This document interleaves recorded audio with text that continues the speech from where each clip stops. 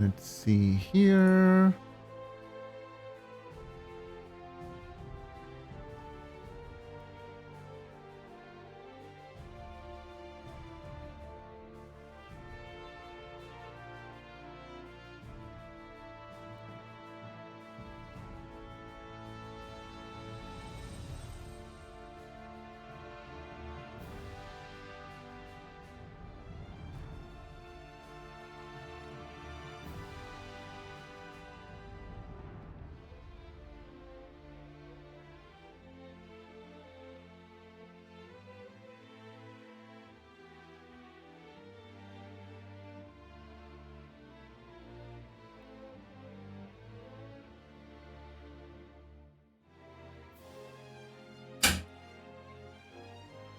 Hello.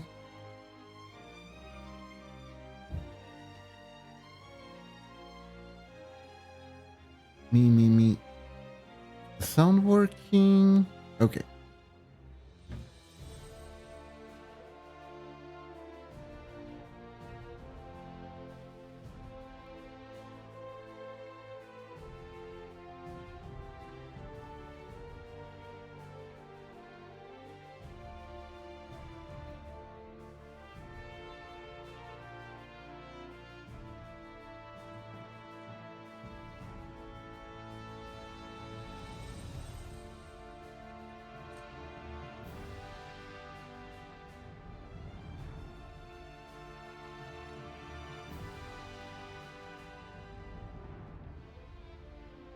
Do.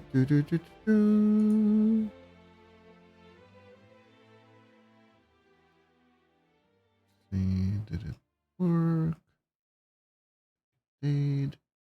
Did.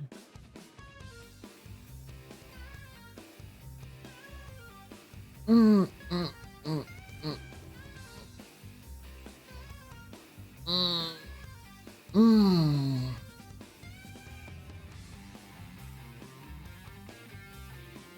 Oh god. Did I forget anything?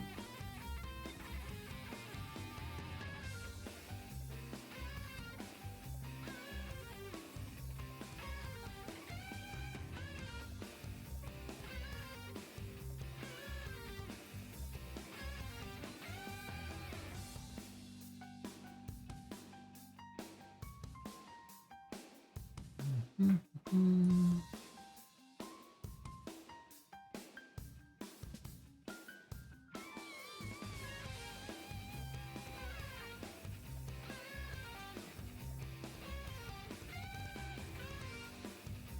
Ba-dum, bum, ba-da-da-dum, ba-da-da-dum, bum.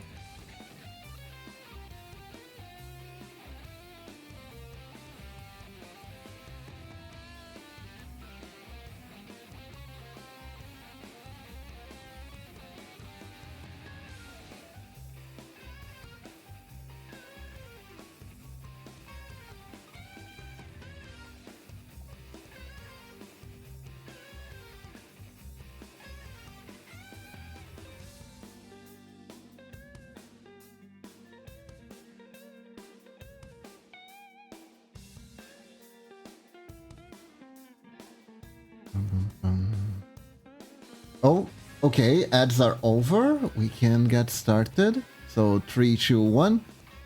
Hello everyone, how's everyone doing today? Today we will continue doing this emote.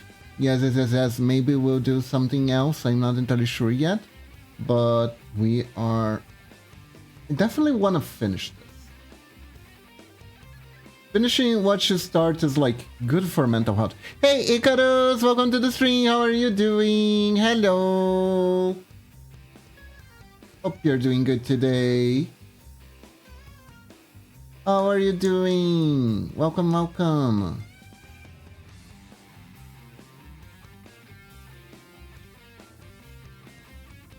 Okay. Let's get started. Yeah, today we're still doing this. I'm doing great. Hope you had lots of fun. Finish that awesome emote. Ah, thank you, Icarus. Yeah, we're gonna have a lot of fun. Yes, yes, yes, yes. I did tell this while I was playing Mega Man. This emote layout was inspired by the little mummy guys that are in Pharaoh Man stage in Mega Man 4. I remember the first time I got my grubby little paws on a sprite sheet for that little guy. I was so mesmerized by how they did the effect of the fake door. Because it was so simple and it was so smart, right? You just make the door transparent. And that way you don't have to do in the sprite the details of the background. It was I was fascinated by how elegant that answer was. You know what I mean? It was so clean. It was so smart. I was like, oh wow. That is actually just awesome.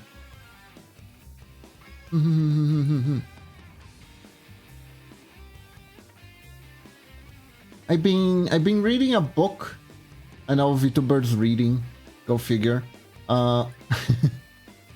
Narx recommended to me a few years back, and I never sat around to actually finish it. Now that I am getting closer to the end, it's been hard to put it down, honestly. Pretty fun book called City of Stairs.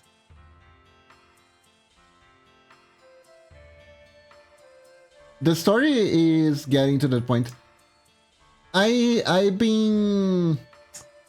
How do I put it? Researching how to write books or how to write stories in general is like a blessing and a curse. Because now more than ever, you know exactly kind of what to expect from certain points in stories, right? So like, when shit hits the fan in the story, you're like, oh, that's because the story is going to end soon, and so they are gonna create like a huge final trial to overcome before the actual victory can be earned. You kind of just know that sort of stuff. But still pretty good. It's pretty good.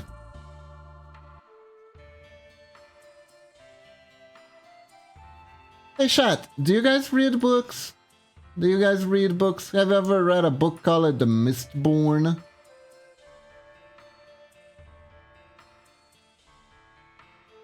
By a guy that... Honestly, I think his name pops out here and there a lot, called Brandon Sanders, I think.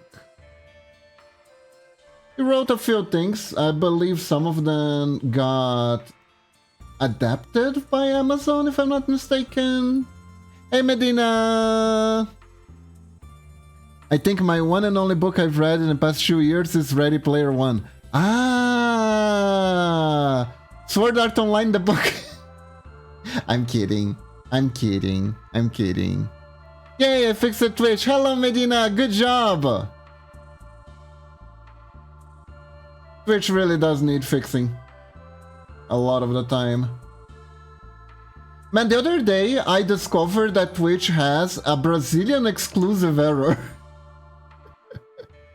involving IPS. I don't know why Twitch disagrees with the internet providers sometimes. Ah, the cookie one. So it's not Brazilian exclusive. I had that issue the other day. Silent Hill F is making you feel things. That is good. That is good. I think it's valuable when games make you feel things, you know? That's how you know you're not just just playing a dopamine rush train. Which, nothing wrong with that if you do it right. There's this one called Megabonk that came out recently. There seem to be a lot of people getting addicted to that one, apparently. Oh yeah, it's amazing when it makes you feel emotions, generally speaking, in books, art, audio, and video games. Yeah! You heard an audiobook, The Subtle Art of Not Giving a Fuck. I heard about that one before. I think I remember hearing that name before. It's a little bit on stoicism, isn't it? I think.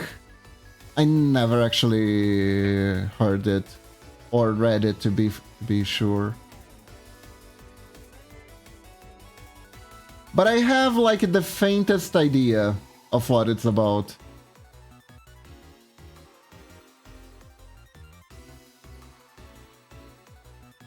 I know it's not quite about not giving a fuck. It's about not getting caught up in caring about stuff that doesn't really help your life, right? So if you're using Opera GX for Twitch, I don't know why it's so busted that I have to start using another browser only for Twitch. I have no idea either. I think it relates to GTS browser having like a default ad block, I think. It's something like that, if I'm not mistaken. Nowadays it's usually because of ad blocks, honestly. Could absolutely be the case, yeah. I know that YouTube can have troubles with that sometimes too.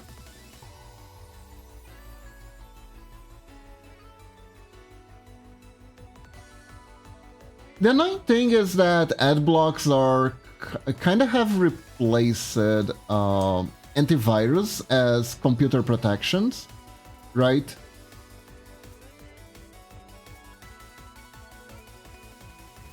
Because of how aggressive ads have gotten. It's more about how to stop being focusing too much on things that in the great scheme of things don't matter. Ah, yeah.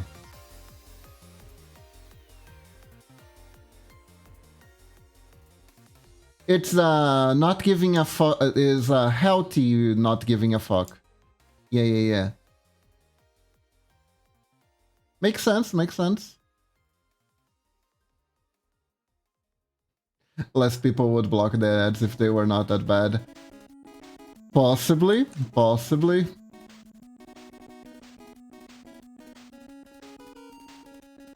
It's the ramp up. Oh goddamn. Although, honestly, ads have always been bad on the internet. God. In the olden days, when pop-ups were a thing, and you couldn't disable pop-ups. Goddamn. Sometimes you would enter a site, and it would be like, oh god, the pop-ups. They're everywhere. They are everywhere. One of them might be downloading a Purple Monkey to your PC right now, and you have to click away. Click away as fast as you can. It was kind of thrilling. It was a little bit like a minigame, if you stop to think about it, right? But,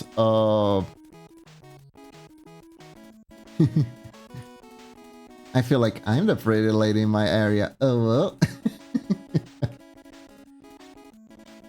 Indeed, Medina, indeed.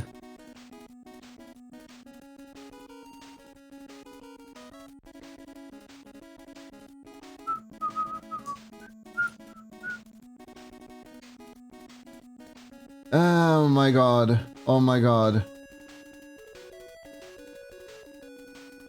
And God forbid you went to a prom site. I remember, there were literal malicious pop-ups that would appear every so often. that would be like a really loud noise of a person screaming something like, "Hey, this guy is looking at prawn!" I kid you not. Internet was a little bit more innocent at that time, I think. People would actually make viruses for non-profit reasons just to piss other people off. Can you believe that? Nowadays, everything is like it's trying to rip you off somehow. Throw viruses suck, but are also kind of funny. Yeah. You would hear the story of the guy who would get a virus, and the virus is just like a naked lady that dances on his screen whenever he boots up the PC. It doesn't go away, keeps annoying, and he can't do any work because of it. There was one that put something like Russian virus on her desktop and said, "Please delete your files." Ah, beautiful.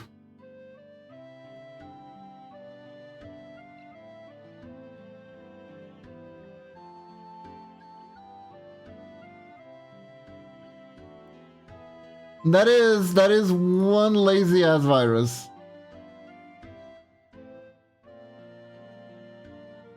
I love it.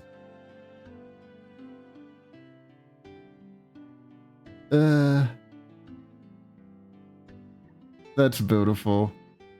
Next of mine said he had a trauma that got his PC with a virus that triggered some flying penis. You guys blast his PC. Oh no.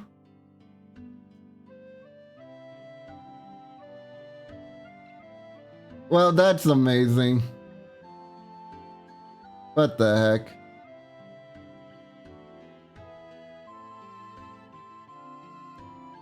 Oh no. And it was real pictures of guys' meats. Oh no. But did they have little wings? I'm taking away points if they didn't have little wings, you know. Kitbooger should do a stream with that one. They had the wings. Perfect. Perfect.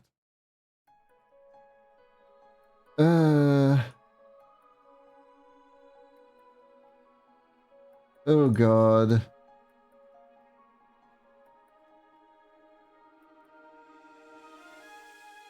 That's pretty amazing.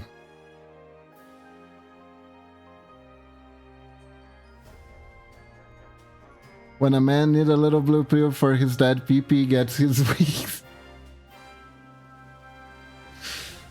Oof. Oof. I didn't know Red Bull started going into that kind of route. Interesting. Oh. I'll be real though, that the side effect thing of those pills, like I don't know the actual side effects. All I know is that I keep hearing the thing of, if your erection lasts for more than 4 hours, please consult a physician. It's like,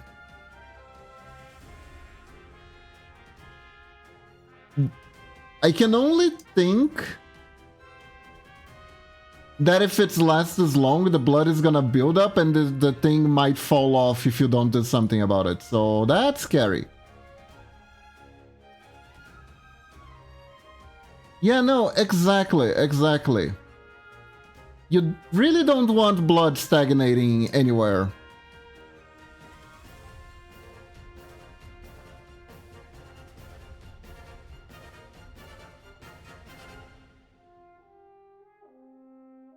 I never understood the reasoning behind using those. You know, there are a few. Some which are good ideas and some which are bad ideas.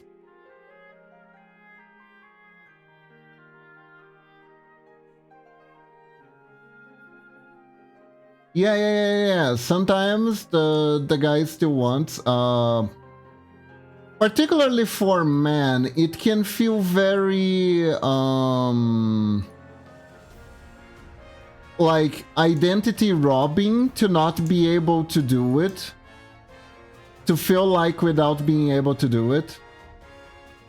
Because there are times where you can still psychologically feel like you want to do it, but your body doesn't catch up with you anymore. You know, that sort of stuff. Or even like feeling you're letting your partner down.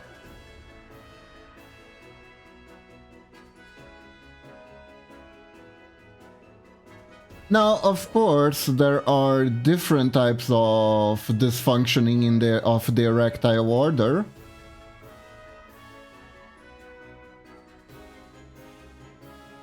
Like apparently, because if you wanna go by body alone, the erectile dysfunction pill is mostly for older folks, right?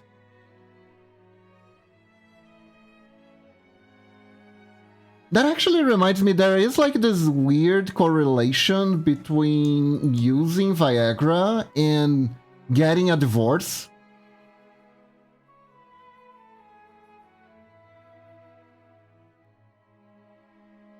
Those are fair points, but for men, do you guys really only have that part to feel something? Depends on what you mean something, Icarus.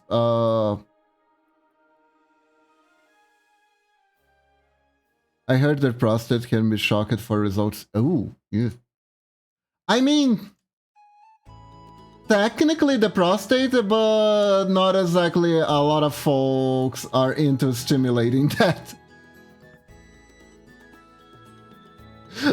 Now, why am I like this? Hold up. That aside for most men, penetrative sex, the only thing they want, so yeah. Yeah.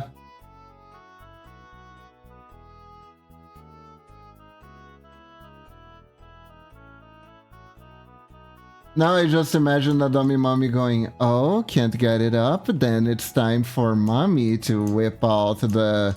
pulls out the... Anyways.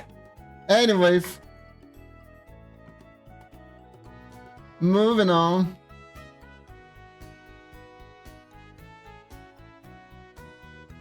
Those guys don't tell me much.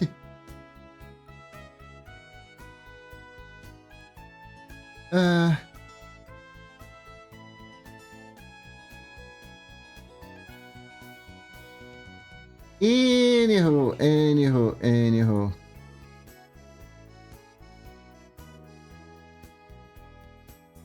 Sex is a strange subject. I think I should just leave it at that. But I don't know. To a lot of men, there is no notion that there might be an alternative.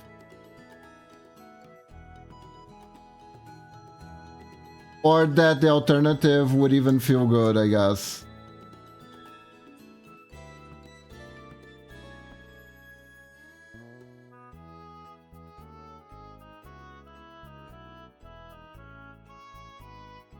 But yeah, I don't remember how different the erogenous zones are for men and women. I think men have a lot fewer.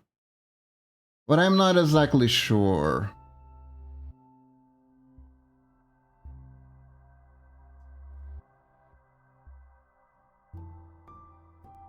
Because apparently men's breasts are not sensitive. They're not really. They're not. They are. I can squeeze them as much as I want, doesn't really... Nothing really happens.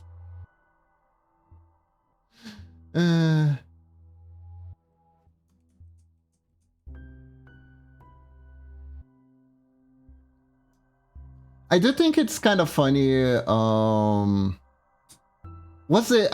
was watching some Love and Deep Space gameplay,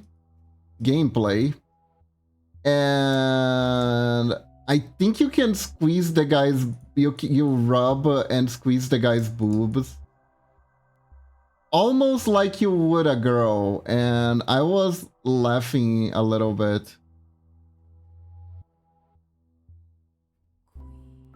That's weird because I tried something once to a guy back in the day and he said something weird. Huh. Is it something that can be said on Twitch? I'm slightly curious.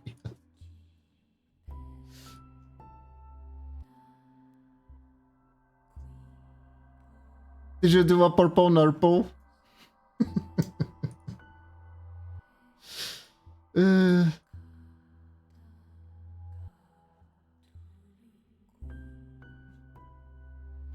I don't know what it was. That's fair. That's fair.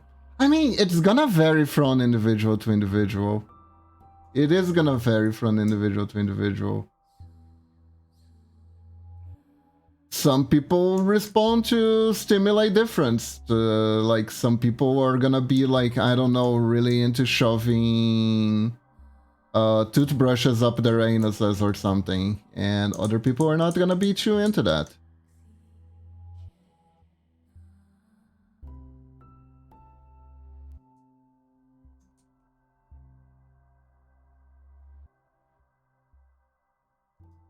We are all unique. But yeah, so no one read Mistborn here, right?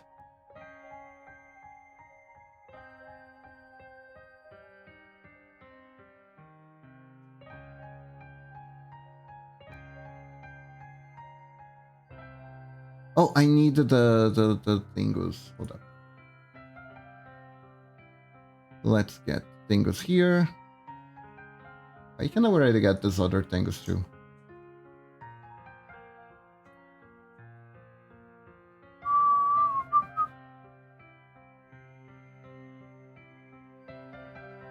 Mistborn was a book trilogy that I only really liked the first one, and then I felt like the story lost me.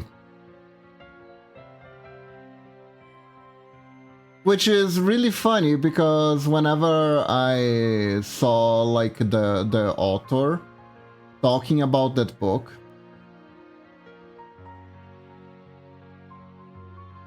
he talked about it in a sense that's like, well, he was really proud of the trilogy, and I believe there was a time that I tried to get into writing books, writing stories, stuff like that. Was useful practice for other stuff, but was always shortly to Google what? Whatever the hell you could have did to the guy.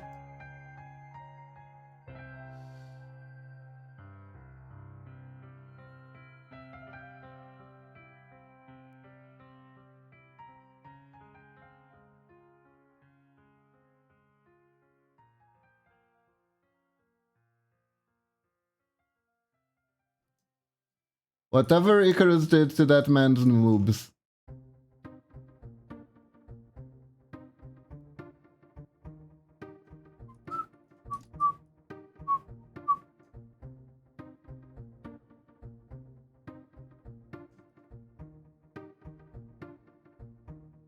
Icarus, please, only bully consenting.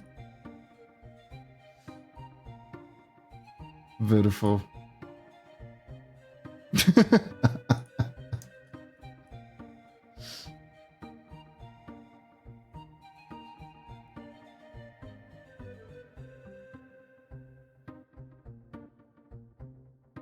Icarus did a twisty with a triple swirly,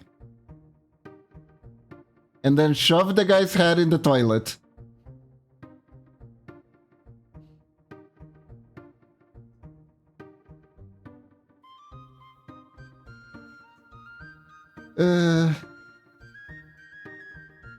There are too many names for twisting nipples, by the way.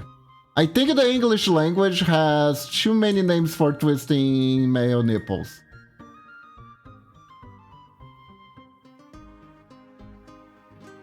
Some of those look like they should be ice cream flavors. Yes, I would like to order a swirly, please, with extra chocomint. Yes, that would be very lovely, thank you. Wait, what are you doing? Why are you taking off my clothes? Ah! Yeah, no. It could be dangerous for foreigners, you know.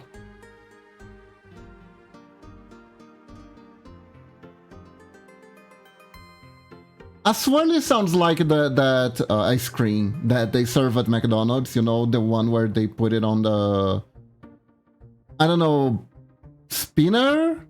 Whatever the heck that thing is, that mixer, the mixer. But that is actually called something else.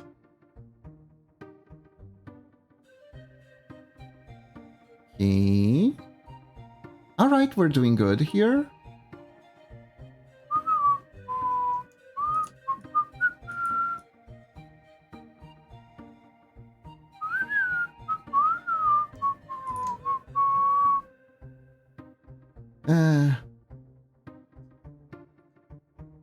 But yeah. Oh my god, guys, anime season is over. Anime season is over. That means there's no more episodes of Pantheon Stalking. Yeah.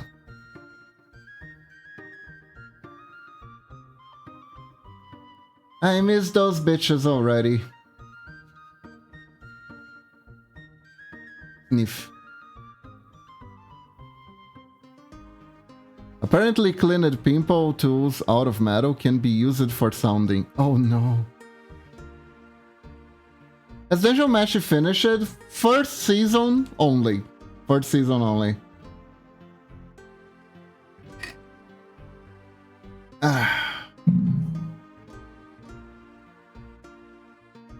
The full story isn't out yet, as far as I'm concerned.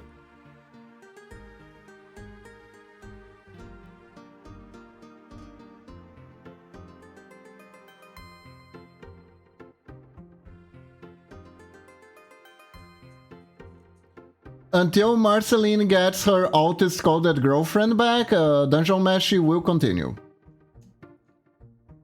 Know what I mean?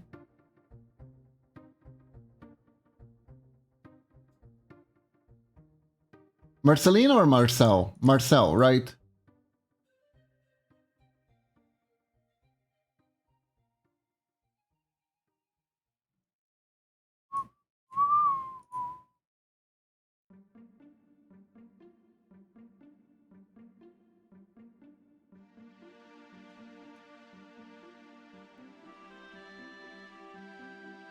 But yeah. Dungeon Mesh was really good. Really good. Have you guys watched Pantheon Stalking?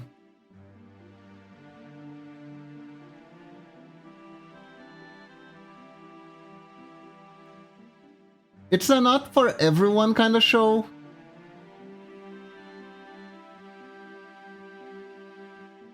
But the people who like it really like it.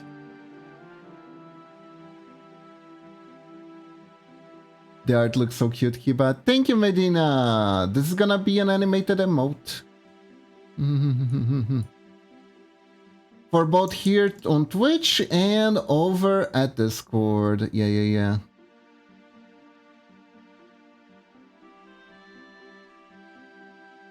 Looking forward to the result. Thank you.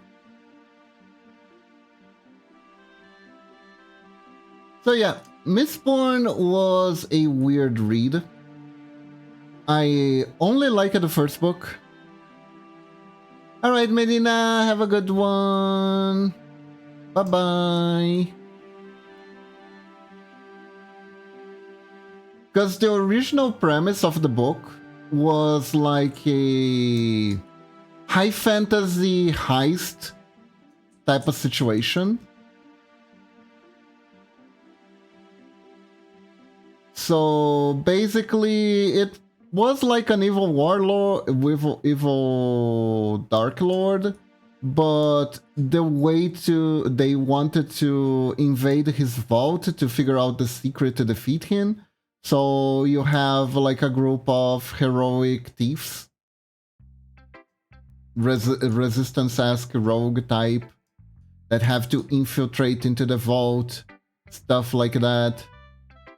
And I thought that was pretty cool. That was the angle that I wanted, that was the story that I wanted. But then there were two more books that happened after the heist taken place. And sort of a dealing with aftermath kind of situation. And I read all of them because I wanted to see where the story went. And I didn't really like it very much. Honestly, I didn't really like it very much.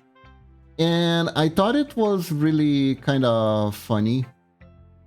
Because it's absolutely a personal taste thing, 100%. But there was like a very ironic thing because I saw some talks of him giving writing advice to people.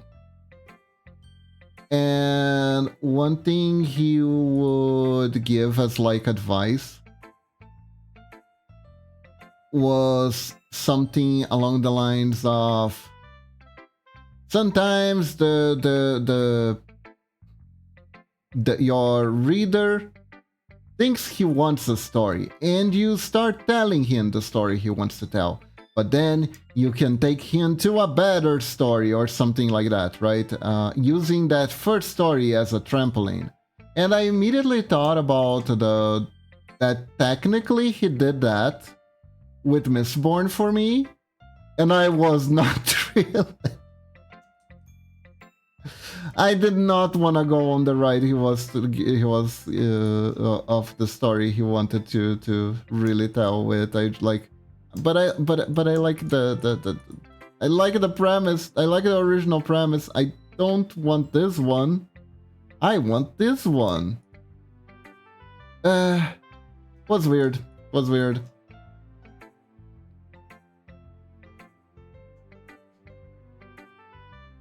A lot of people praise the power system in it a lot. And I believe that it like became like almost a... It got like quite a following on the value of hard magic system. It's really interesting. If you like, if you look for YouTube videos about how to write fantasy novels and stuff like that, you'll start to learn all these terminology like hard magic system, light magic, soft magic system, gentle dawn magic system, omega magic system. Okay, maybe not so much, but it is pretty funny. It is pretty funny.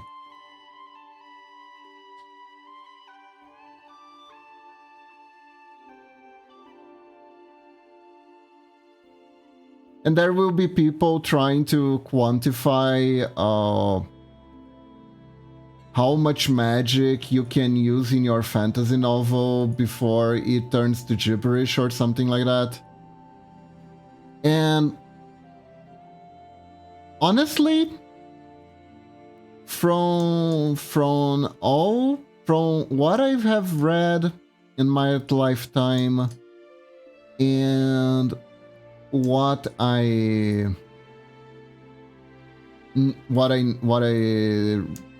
heard from these advices and stuff like that, I figured out one simple truth.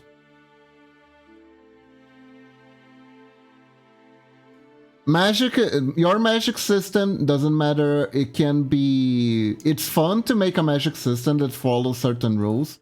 It's fun for certain people to try to work things out on how these magic system works and in problem solving and whatnot. But at the end of the day, the one truth regarding magic systems The one truth regarding having magic in your story, the one real truth,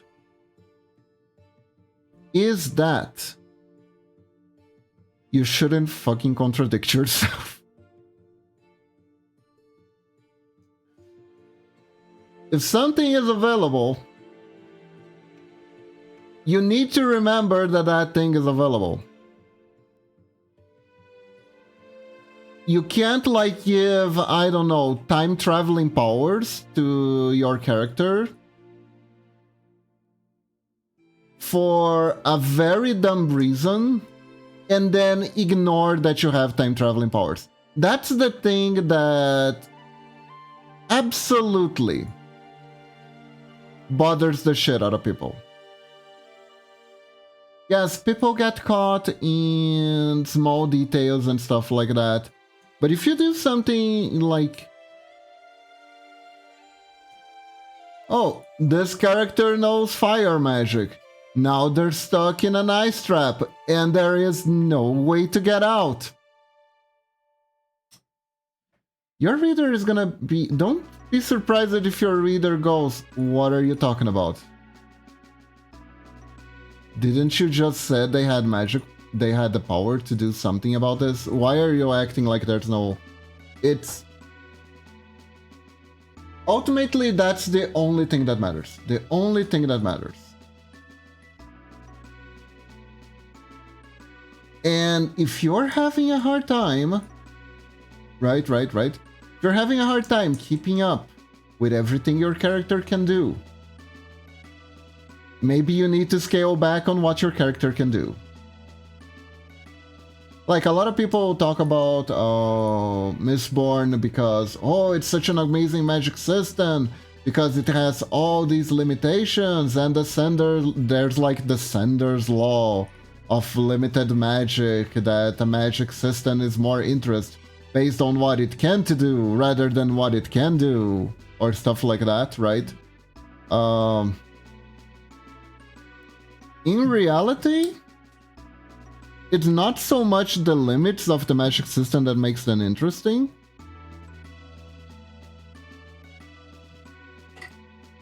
Is the being able to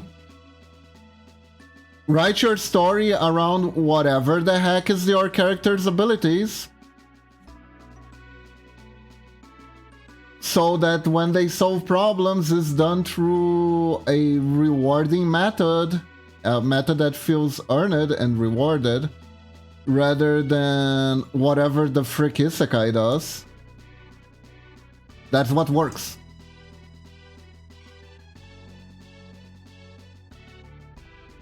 And if you're gonna establish that your character can do one thing in one scene and can't do one thing in another, you're gonna have to come up with a reason for that, unfortunately.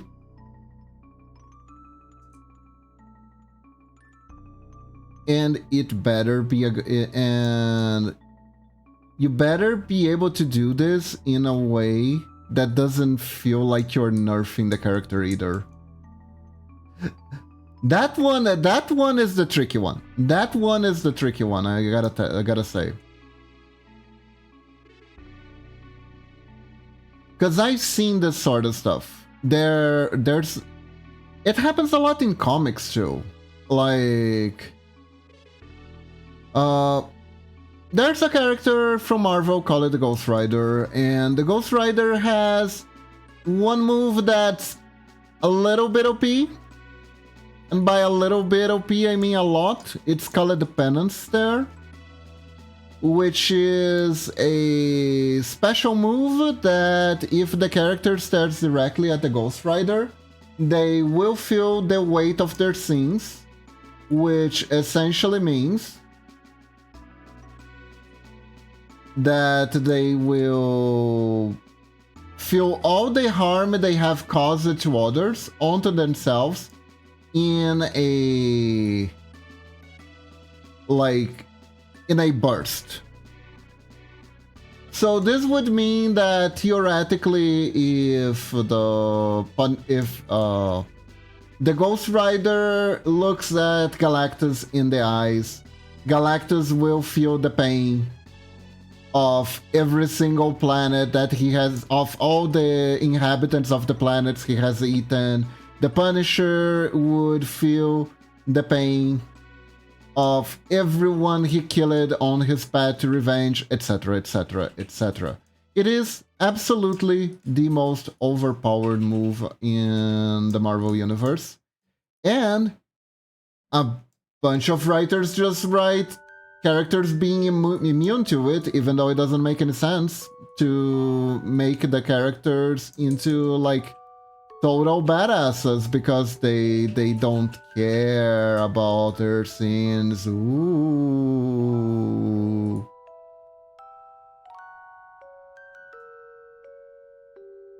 Or because, truth be told, if we were playing by the actual rules, those characters wouldn't do anything against Ghost Rider. Ow! Hey Retros! How are you doing? Ow, ow, ow, ow, ow, ow. And how can you face the Ghost Rider? It's Nicolas Cage. Hello! I still can't believe how characters like Ghost Rider and Punisher are not giving us justice. Ghost Rider, I agree. Punisher? I don't know. I don't know how he is being treated lately. In the 90s, he actually appeared a lot everywhere. He appeared in stuff he wasn't supposed to appear. Honestly.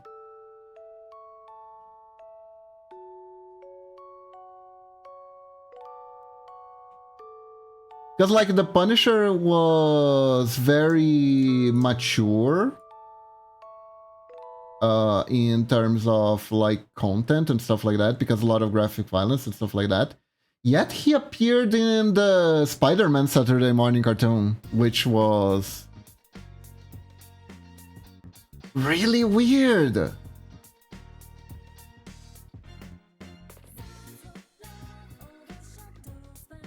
It was really weird to have him there, but there he was.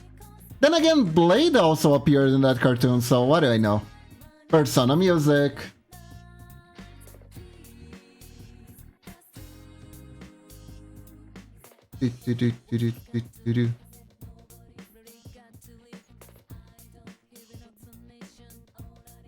Heck yeah. You know, I actually have a original CD of Persona 1 music. This is Persona 4, yes. And I actually own a physical CD of the Persona 1 OST because I bought the PSP remake of Persona 1 and it came with a CD included. Not Shin Megami Tensei, Shin Megami Tensei Persona.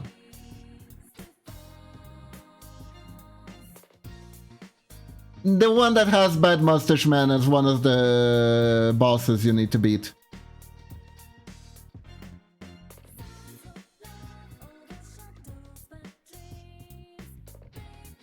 Bye bye bot. The bots are biting. The bots are biting. Jesus.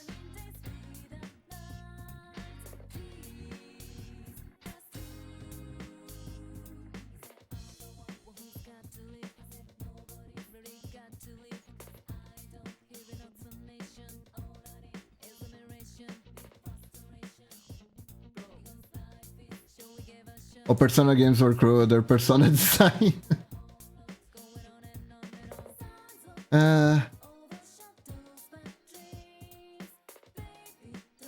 Man, they were cruel with their instant death spells design, you know?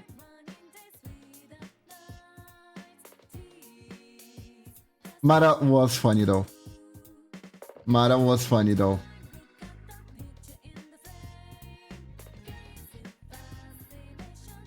Like,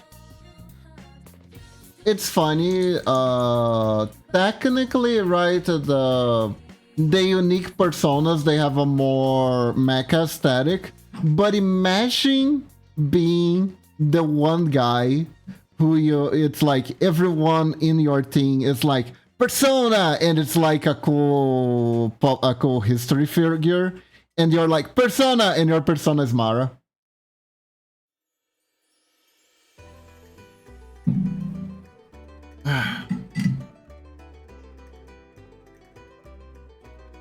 That is, at the very least, a little bit awkward.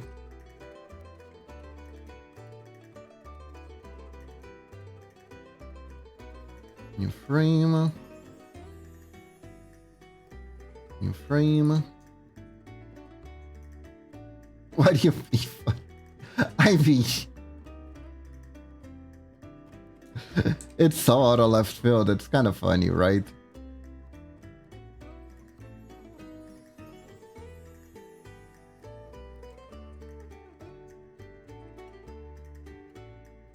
As a Prite enjoyer, base it. Hello Bash, welcome to the stream. Yes, I use as a Prite.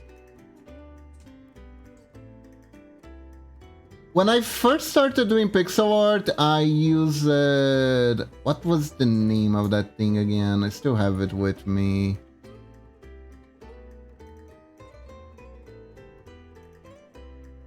Pisco, because Pisco was free. But I found Pisco to be a bit too murky UI-wise. So when I saw as a Prite on Steam, I was like, oh yeah, this is the one. I'm chilling at the bus stop because the power's out, the bugs are attacking me. Oh no!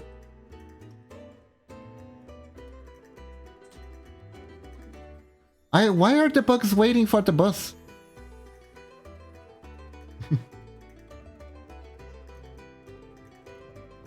I mean, you don't put a giant dong in your game unintentionally, I don't think.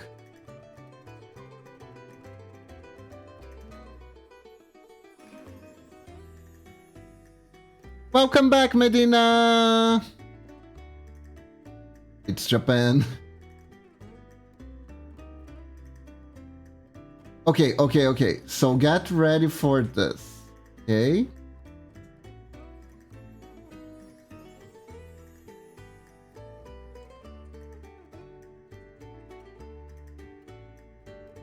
They did.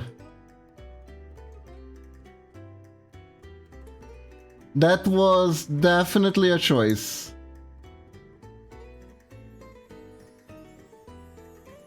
Okay, so I'm gonna do... Oops. Okay, select this. Put it here.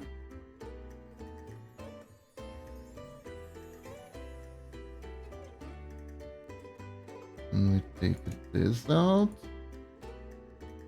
And we... Nope. Put it here. Okay, I think I ordered everything properly. There we go! Look at this. Look at this glorious emote.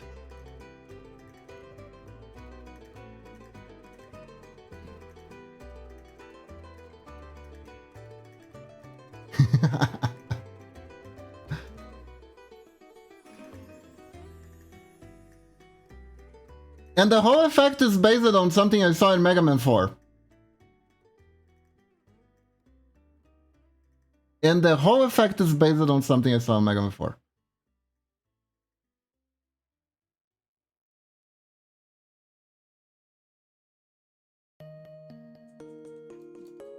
Lurk emote, new, GIF. Which is why I keep saying that Mega Man games are... They need to be preserved for all posterity, because if you want to learn how to do shit in pixel art, they're a great place to start.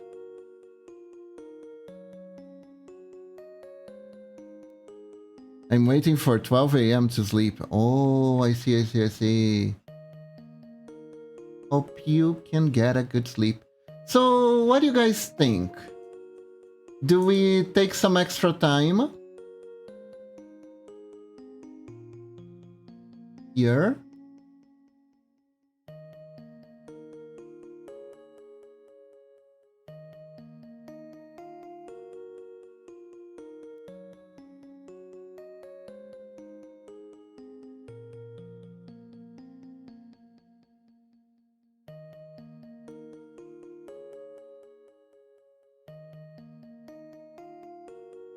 What are the empty frames for? Okay, so I'm gonna give you an example here, Icarus, of what these are. So the idea is that you're hiding behind chat. So they would be essentially, well, the black one is a bad example. Let's say this one like this.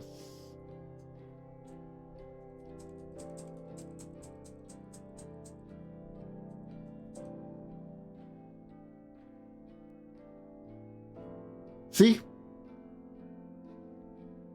The empty frames are the wall.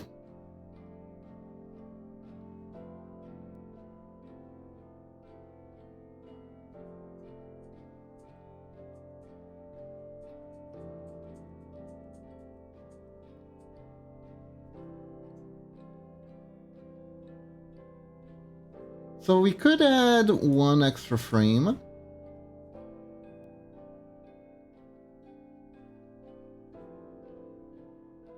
There we go.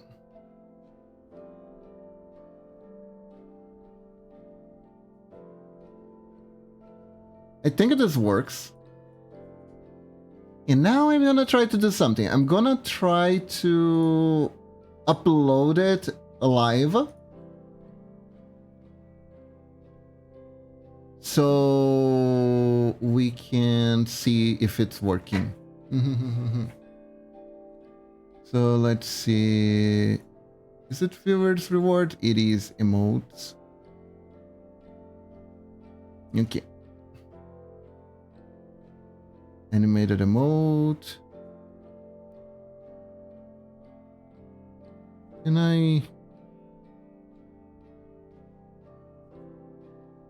Okay, delete this emote. Upload GIF. Let's see. Imagine I upload a not safe for work emote. I mean, there's a lot of emotes that are kind of not safe for work running around. I don't know how people get away with them.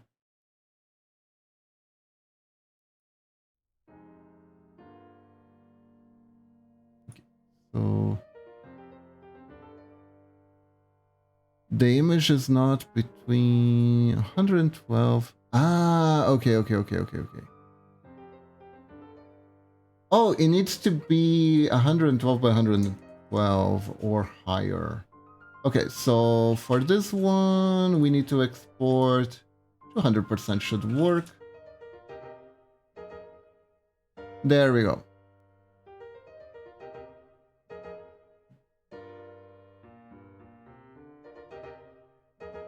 Auto resize, dark emote.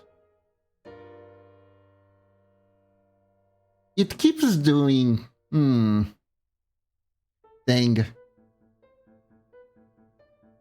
Okay, so I have some good news and some bad news. For some reason, Twitch keep doing this thing where whenever I use the auto resize option, it will make the emote blink for no reason. On one of the frames, I'm gonna have to take that frame out to see if it will still do that. And then let's try again. I don't know why it does that. Might have something to do with color complexity, but it wasn't supposed to be like such a huge palette for us to have issues. It is bugging though.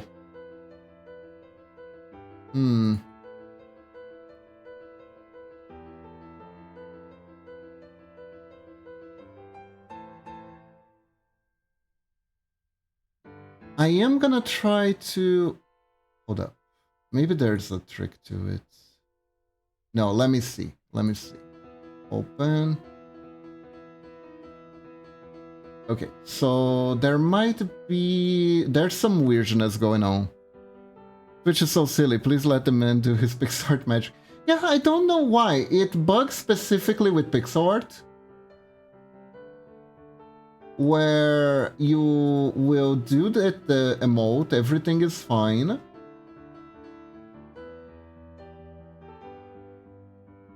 But then it isn't. Where is my thing? Where's my... Blah, blah, blah. And there we go. Lurk emote. New. This is the one in the GIF. Now let me see here. Is this the full palette?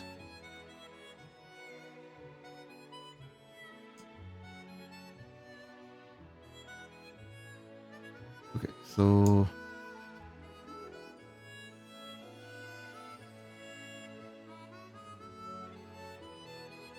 What is this one? What is this lighter one?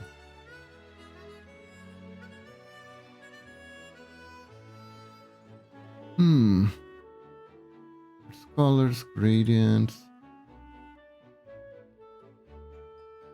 palette size, used colors. Ah, weird, there are unused colors here. Huh.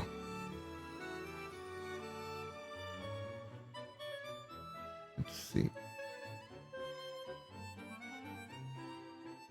We're gonna try to select used colors.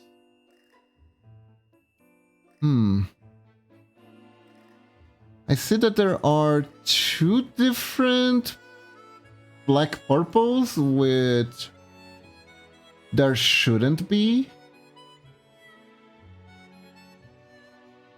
Is it this one? No, this one's different. Okay. So let's try to, let me try to do some palette unification here. 12 and 13, they're practically the same, so 12 to 13. Replace from 12 to 13, there you go. So now that's no longer a color. It's on the palette.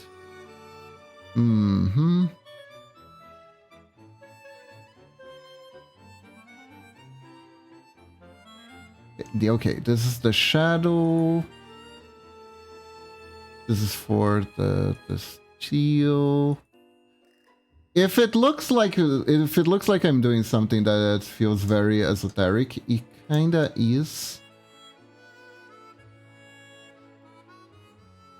Like, look at these two. They're practically the same. They're practically the same. There we go.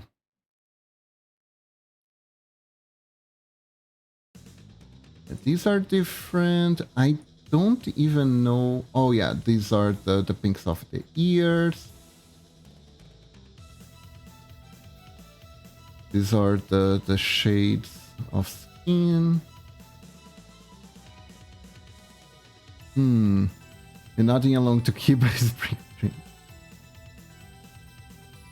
Okay, X versus 0. Kiba, stop jump scaring me. Sorry. Okay, these shoe can be the same, no problem.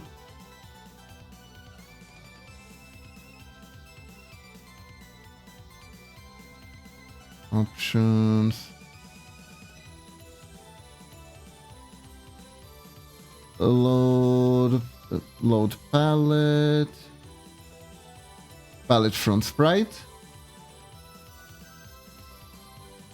Whoa, okay. What the frick did I do?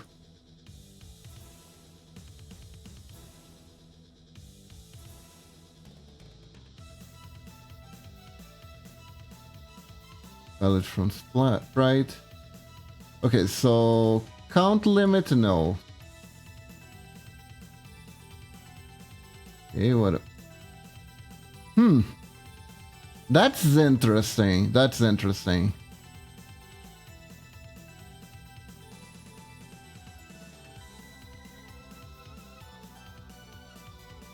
Okay, these ones I can do replace.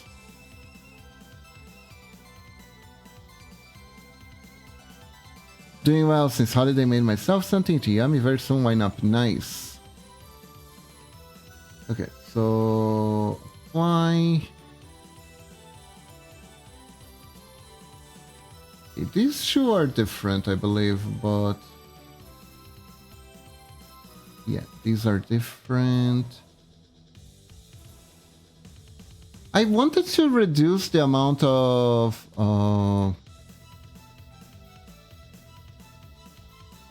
colors in the pixel art, but for some reason it's not quite working. Okay, I think I've removed most of the extra ones. So let's see. Let's see if this works now.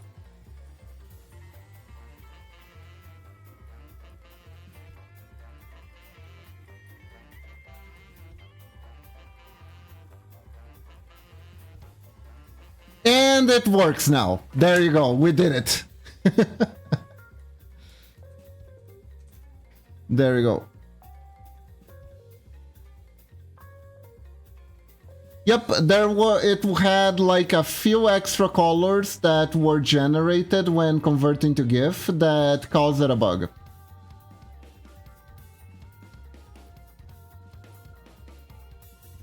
So yeah, sometimes doing emotes cause debugging. Now let's check this out.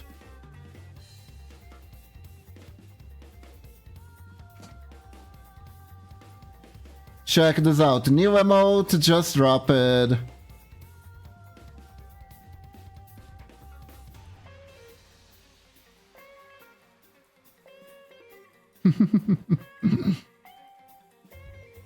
don't know why. Sometimes when a sprite converts to GIF, you will take two exact colors and make them different randomly.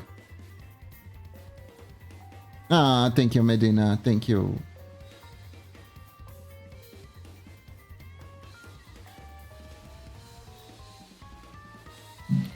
Here we go.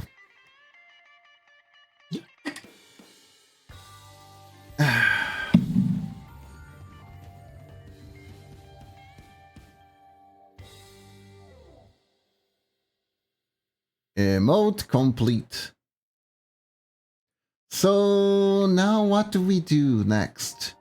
Well, Lunatic actually redeemed a new hat, but he wanted something specifically.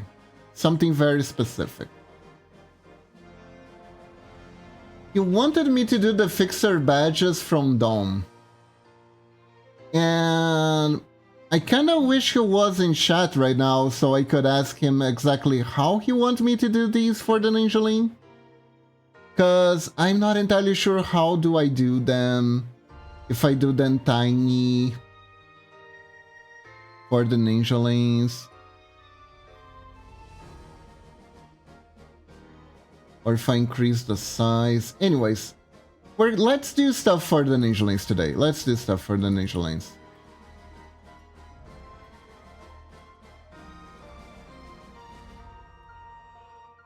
I am gonna have to ask him better what he wants. Okay, chat, let's do hats. Still have no idea how to change my hat. So, if you scroll down from the screen, there should be a window thingy that you can click. Hat time, do you need inspiration?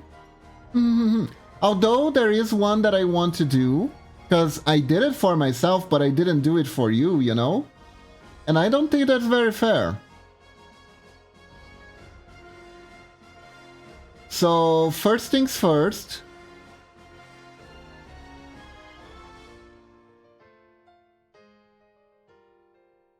We are gonna go for...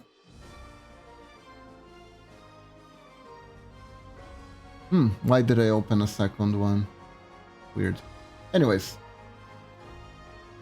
We're gonna go for a Mega Man hat. We are gonna go for a Mega Man hat.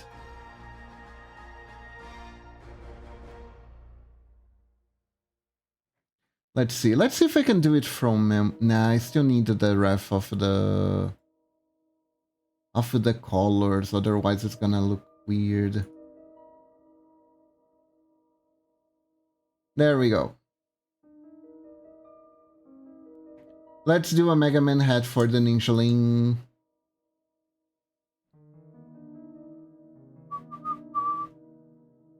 I hear Mega Hat and I think of Makis. Makis? What's Makis? F to my Mac brain. Oh, McDonald's. I see. McDonald's can be good. You know what was amazing, chat? Yo, I'm actually, I actually have a little bit of regrets. So, on Sunday... Was it Sunday or was it Saturday? No, it was Saturday. On Saturday, me and Momochi, we went to this Japanese culture festival that was happening here where we live. Right? And it was basically a food festival for the most part, right? It was a food festival for the most part. And there were a lot of different, not only Japanese, but Korean foods and Chinese foods there. Food is very cultural. It is. I think it's like the best part of any culture.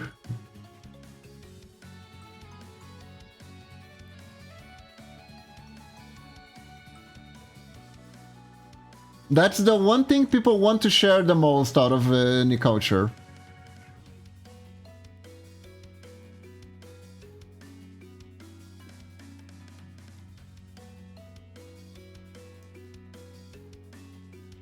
It's like, yes, my proud heritage of 100,000 years, and everyone's like, yeah, sure. But what yummy food do you have? That's so great to know, but what yummy food do you have to offer?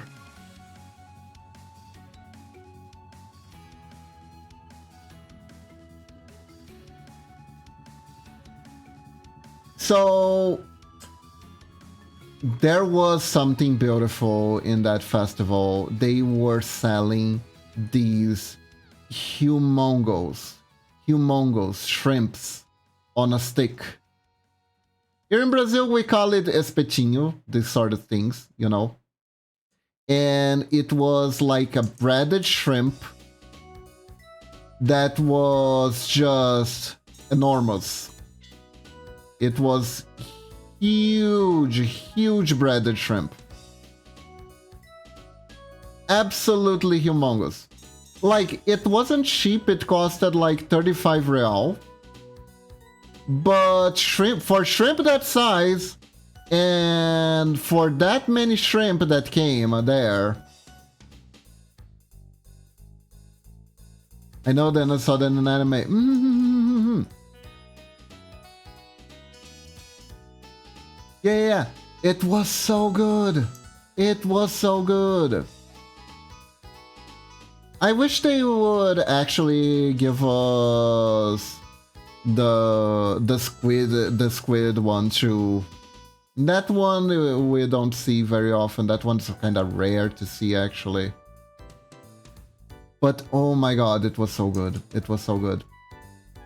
But it was so big that at the time, me and Momochi were like, okay, we do wanna dine here. We don't just want to eat shrimp. So we'll split this one and grab something else to eat. So, but honestly, it was so good. I kind of wish we would have just eaten that and eaten a bunch of it. It was so good. But we had some other lovely food there, including a Korean gnocchi, is the best way to describe it. Sounds like you had a shrink, Asmund. I did. I did indeed. Was very good.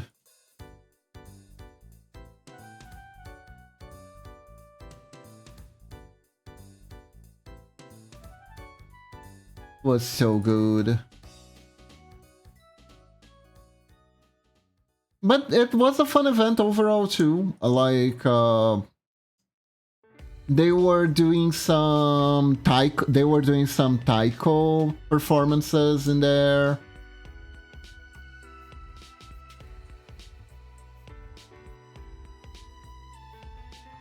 I discovered that apparently there's a Kenjutsu dojo in my city. Hold up, I need to see this. Does Mega Man have 3 or 2?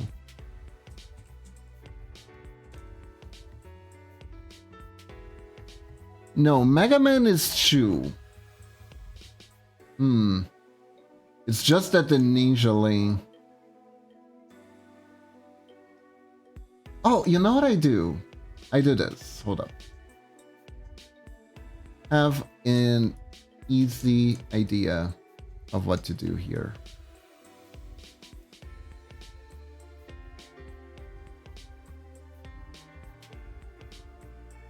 So it doesn't feel too weird.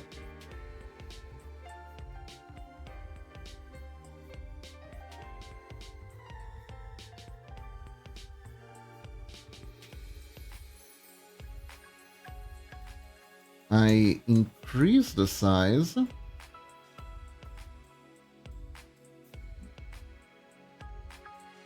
There we go. But so the bandana doesn't feel too off-putting, we do this.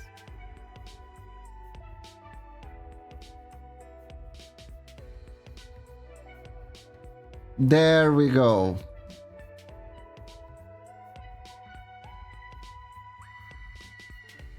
There we go. Little illusion trick. Hey kitty kitty, welcome to the stream. Will I go to a training lesson? It would be fun, but I don't have the time, honestly. I'm already doing singing lessons. I got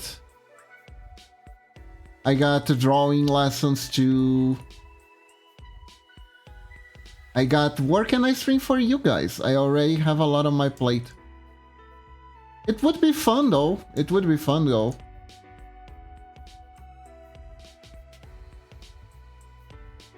Maybe at one point. Maybe at one point. Definitely maybe at one point. These are a lot of lessons, that's true. Maybe in the backhand one day, more time. Like, I remember when I was younger, this was something that I really, really wanted to do. Because I really liked samurai anime, right? Mostly because, let's be real, it was mostly because of anime. It was mostly because of anime. Right?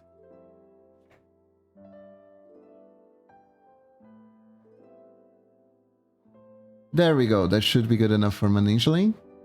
Oh? Oh, you actually did it. Good job, Retro. Don't forget that if you want, you can change the Ninja Link too.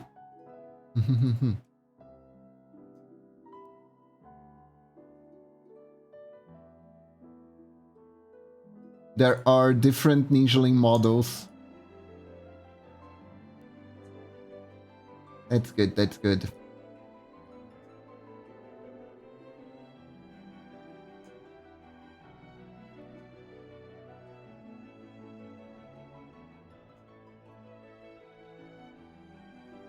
Like, theoretically, I should replace the older models because they are already new ones, but people would still really like the older models, so I keep them.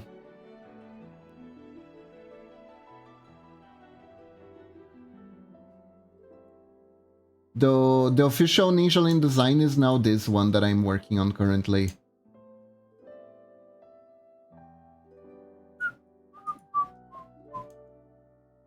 Because Mamachi kindly redesigned them for me. There we go.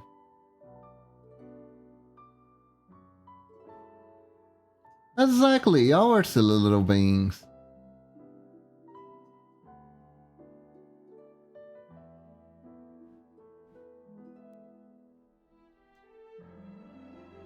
There we go.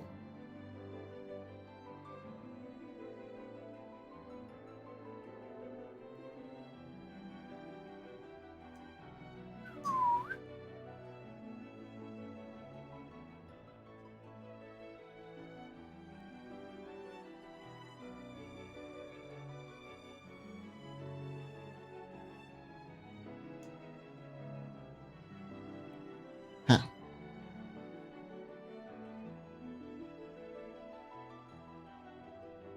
Nice, nice, nice.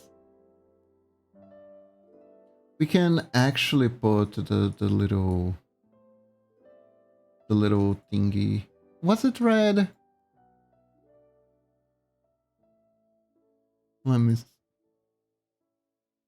Yeah, that was red actually. Yeah, actually, it was red.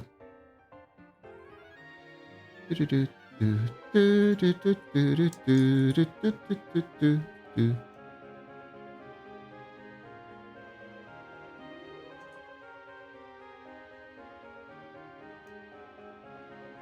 ears, the mega ears.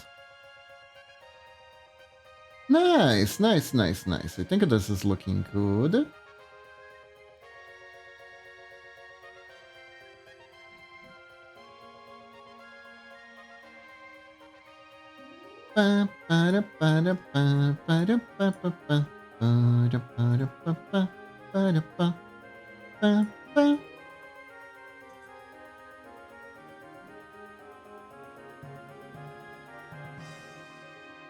Do the shading. Do the shading.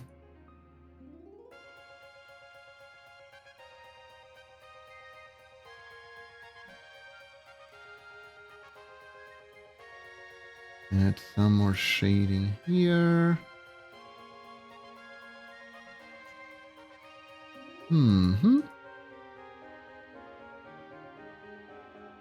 There we are.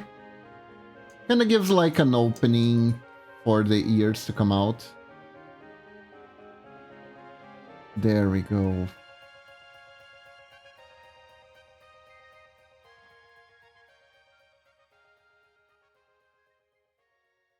With this.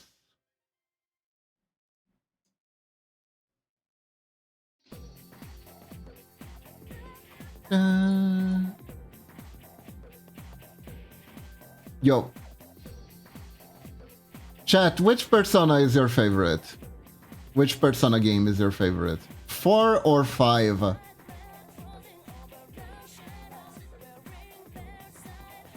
And why is it 3?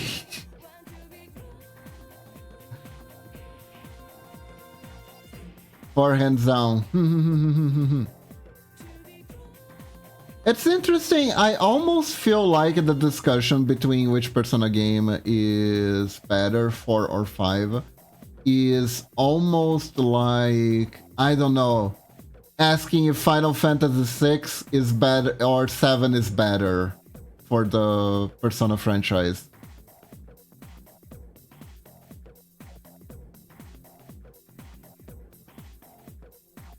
You know what I mean?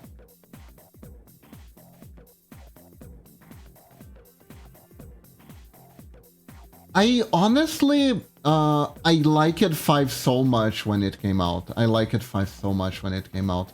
But I almost feel like in retrospect, I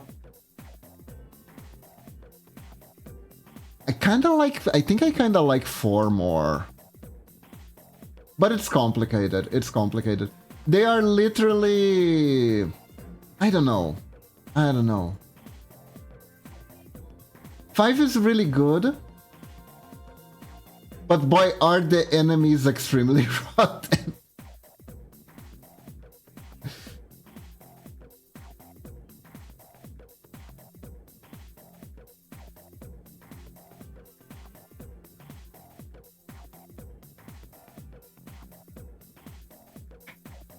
The enemies are harder and I love that.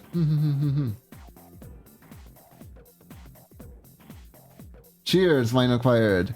Hey Medina! Nice.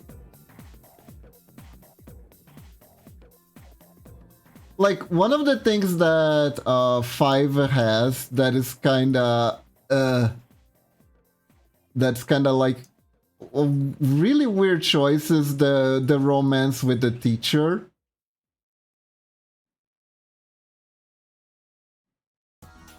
The romance option with the teacher.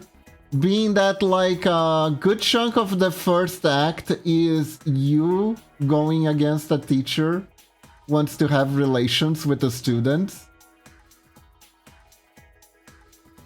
Where the messaging gets a little bit like complicated. I remember seeing a video about a JoJo character versus the Joker. Ha! That is a good comparison because of how the personas and stands work. Let's get drunk and pregnant. Oh no. If you get pregnant, you won't be able to get drunk though, for a while.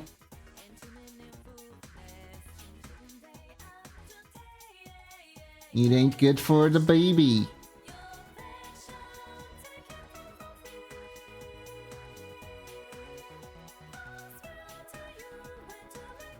I just like such comparisons since the universe is so different.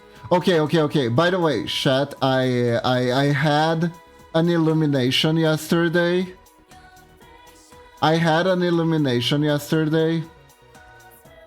And this is my hot take, and I say it as ironically as I want it to. I gotta say, it's very ironic. But I'm gonna challenge you guys to prove me wrong. Kimetsu no Yaiba, Demon Slayer, is the prequel to JoJo Chapter 1, and you cannot convince me otherwise. And there is a logic to my madness.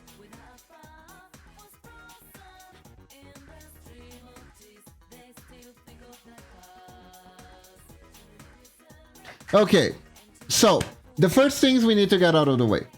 Let's be real. The Onis kinda are vampires. Okay? They have... you have like... if you stop to think about it... So let me start by saying that the main antagonist, the original Oni, is just a guy who found the same mask Dio did. And we can start from there. Right? Now hear me out, and hear me out very well. What did Tanjiro needed to learn? Which breeding technique did Tanjiro needed to master in order to finally actually defeat the original Oni?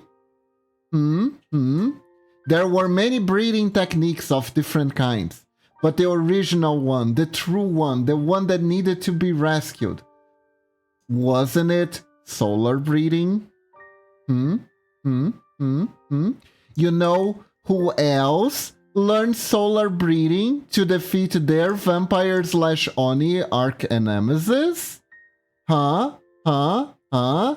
That's right. The JoJo from season 1. Jonathan, I believe, was the name, right?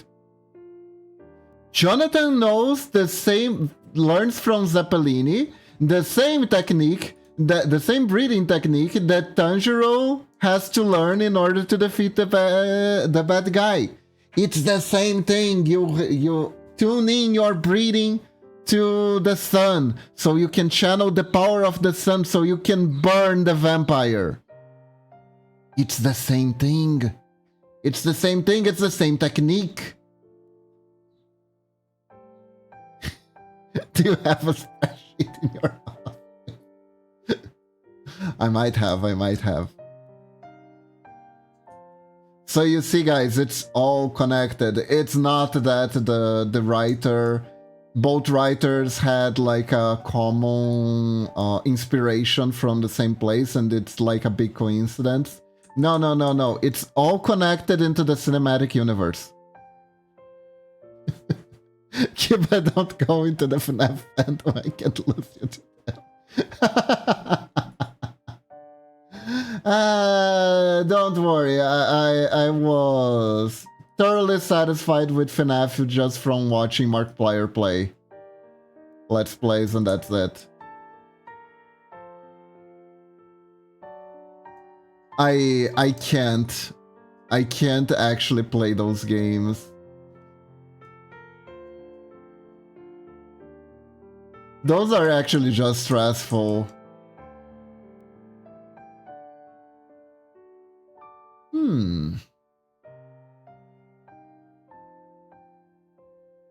We could even add like some extra details, like in the manga version of the helmet.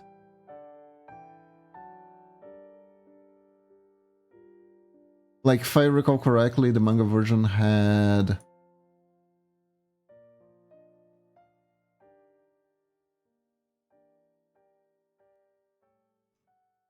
this. And honestly, though, I like speculating more about stuff that is like completely irrelevant or so obscure that just mentioning it is kind of funny. Know what I mean? Like the Brazilian Mega Man manga! Have you ever heard about that one, Retro?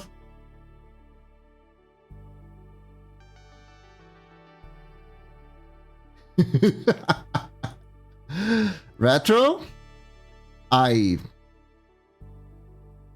one point in my life, I owned a copy. I owned every copy that was released of like the remake.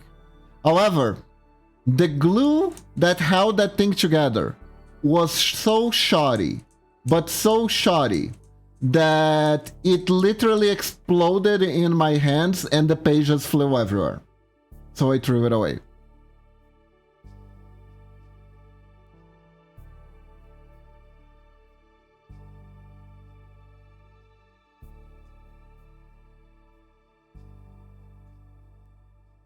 What? How? Really cheap glue. You know that manga doesn't want to exist. It literally self-destructed.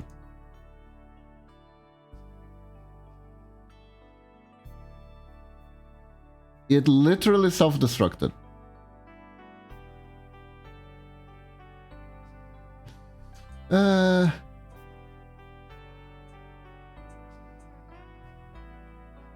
Goddamn. What do you guys think? Is this a good helmet? Do you guys dig the helmet?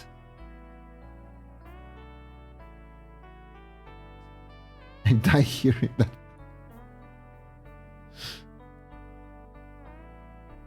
Thank you, thank you.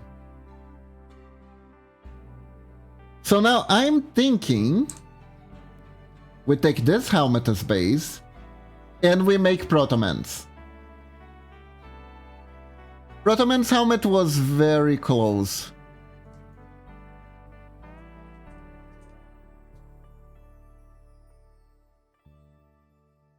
You know what would be uber amazing? In the worst possible way? Imagine an alternate reality where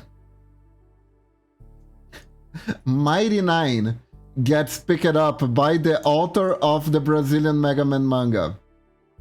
And there is a Mighty Nine Brazilian Mega Man manga. Made by the same guy.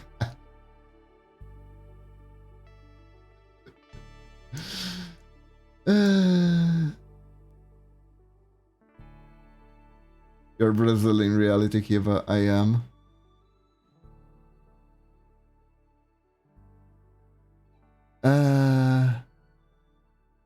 That would be too much. I mean, negative with negative makes positive. Only if it's multiplicational. Only true multiplications. Otherwise, it shall remain negative.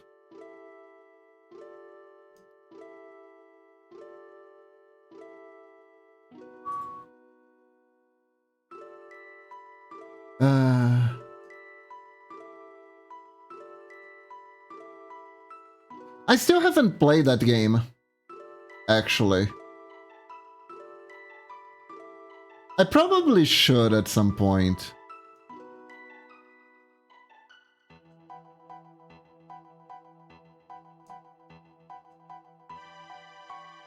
Maybe it will be the last... After I played every single Mega Man game, I finish it off by playing Mighty Nine. Because it's supposed to be the spiritual successor.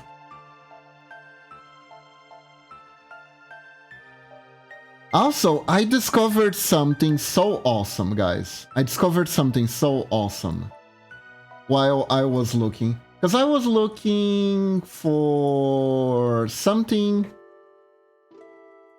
Should say play Persona Q and Persona Q2 instead of that.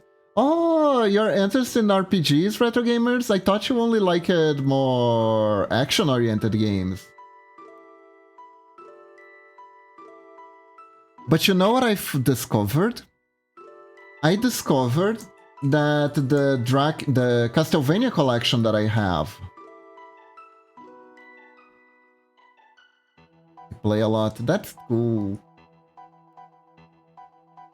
Yeah, there are so many good games to choose from. But here's what I discovered.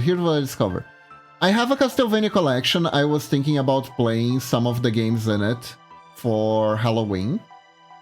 And then I discovered something truly, truly amazing.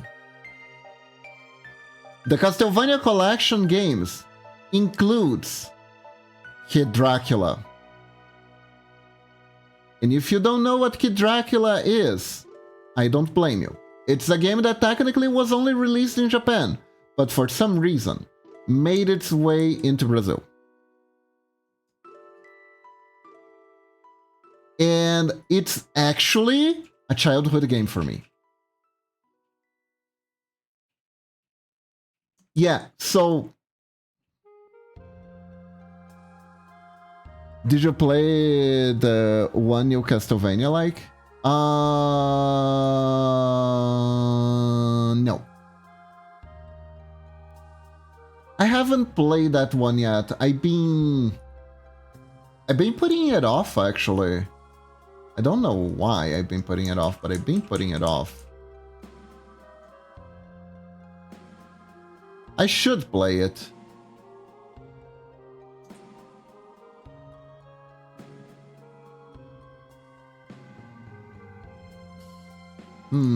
How do I make this reflection look good? It's the real question here.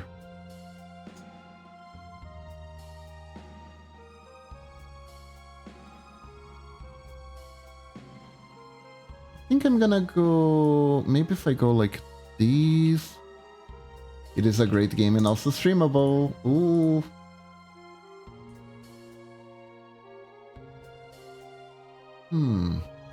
Yeah, that doesn't look very Proto-Man-y.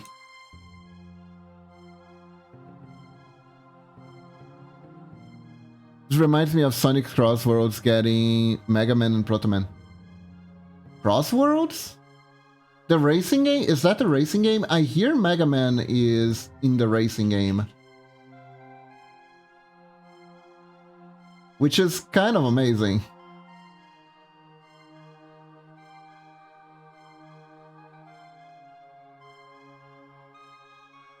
I remember looking at that and being a little bit... Why Mega Man though? Why Mega Man though? Miko I can kind of understand. Man, do you remember the racing, the Mega Man racing game? Hatsune Miku! She's in your Wi-Fi! Okay, this one looks kinda cool. This one looks kinda cool. I think we go with this one.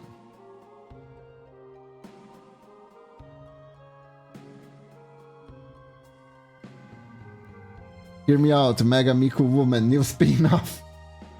There's multiple. Wait, there were multiple racing games? The one for PS1! The one for PS1.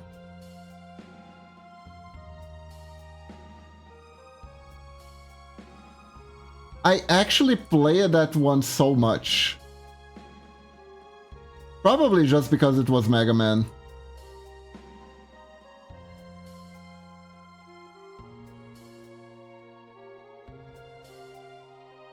Another banger helmet. Thank you, Medina, but I'm not quite done. There are still things to do here.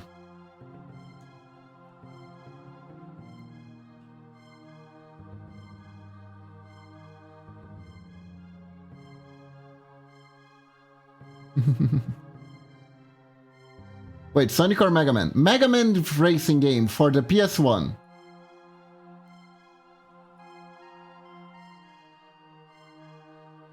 It was... Yeah. It was like really funny one. I like racing games where you can basically cheat, right? I remember you could play as Shadow Man and he would throw shurikens at the opponent's cars and the shurikens would stuck to them.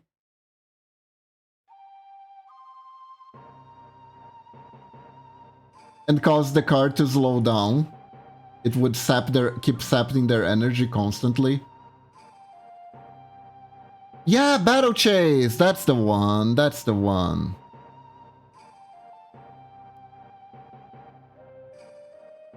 You had a bunch of different Mega Man characters to play. I remember Proto Man had like a car that his car like had a shield in it. It was really dorky, it was really fun.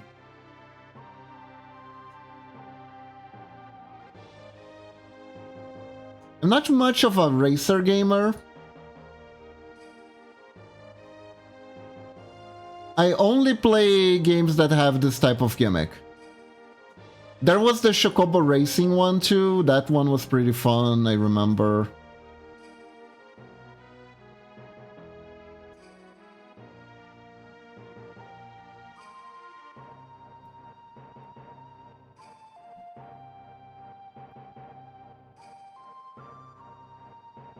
Okay, so we got the base design down.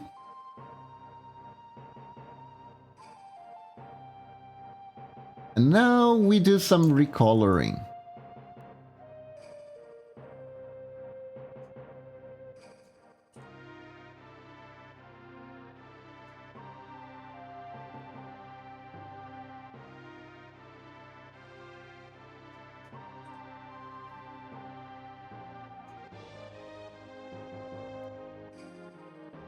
Go. Yeah, okay, that one had a Mega Man looking like a mini monkey. I played many racing games. There are many racing games to play. But I think Mario was one of my favorites till Crossroads came out. Yeah, I hear the Sonic this is like the Sonic racing game that will finally dethrone Sonic R as the best Sonic racing ever.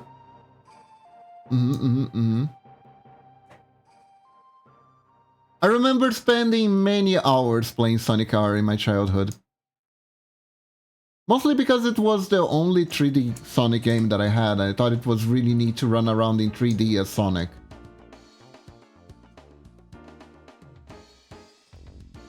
And also unlocking all the characters...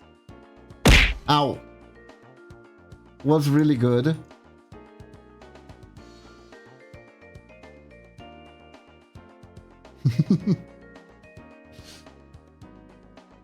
was really fun to unlock all the characters. Especially because of Tails. Mecha Tails was a hoot and a half. Horrible playstyle. Absolutely terrible to play as, but still really funny.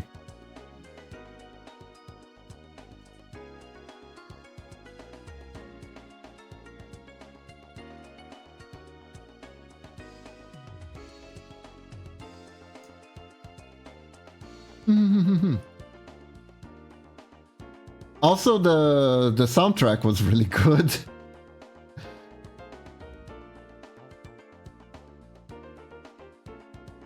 It didn't really fit Sonic games very much, but it was a really good soundtrack.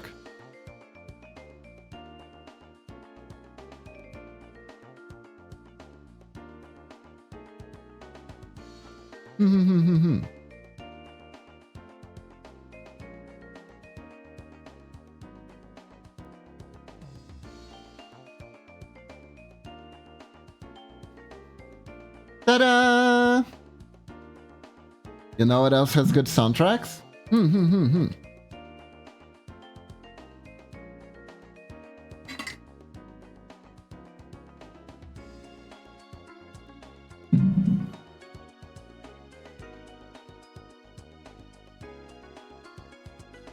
There we go. Should I do a bass helmet?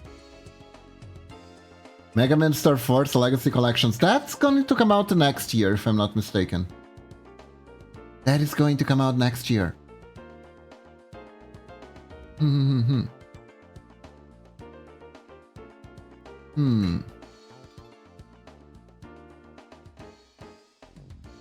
Should I do Bass? I haven't played Mega Man 7 yet. We could do Bass. We could do Bass. I played Star Force so much, I know this will be a banger. Let's see. As Mega Man. That's actually read as bass.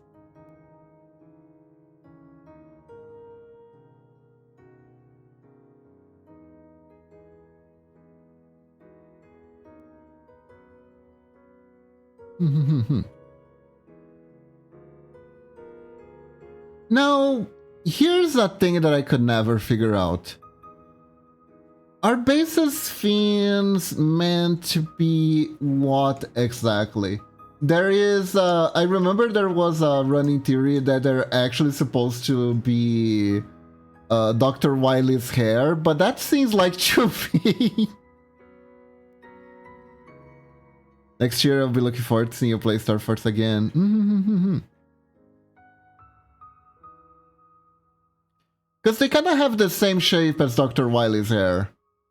Okay, Medina, have a good one. Bye-bye.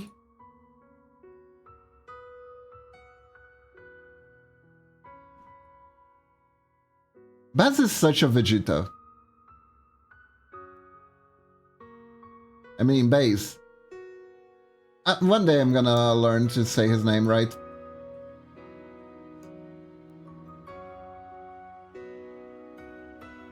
Bye-bye, have a good one. So, the main difference in helmet style. Yeah, Bess's helmet is more straighter than Mega Man's. Right? So it would be lower.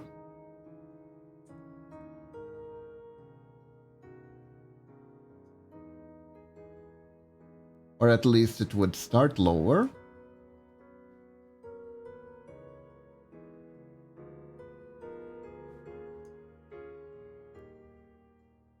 Maybe a little bit like this. Kind of like Proto Man's with his shades. Really.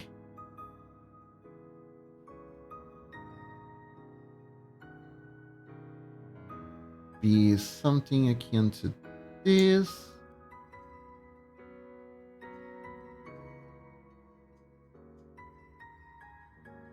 Go. Have Proto Man, Zero, Mega Man. Now we need base. We do. Man, I remember there used to be this guy who made webcomics. He had such a weird love-hate relationship with base.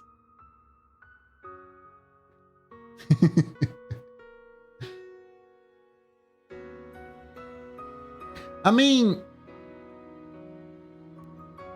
I can get blonde hair.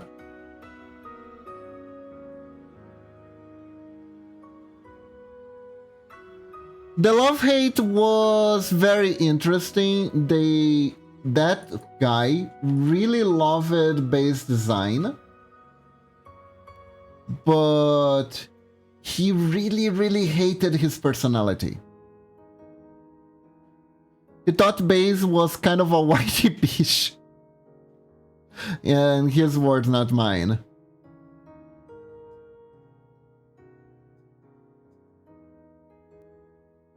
He was also obsessed with Fireman, and he literally made a Flash game where your job is to beat base as Mega Man, and as Fireman, and you're supposed to juggle him around as much as possible.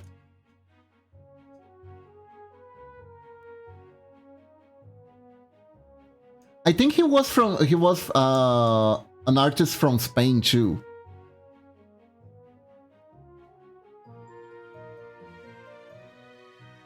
That's a normal fan, indeed. Indeed.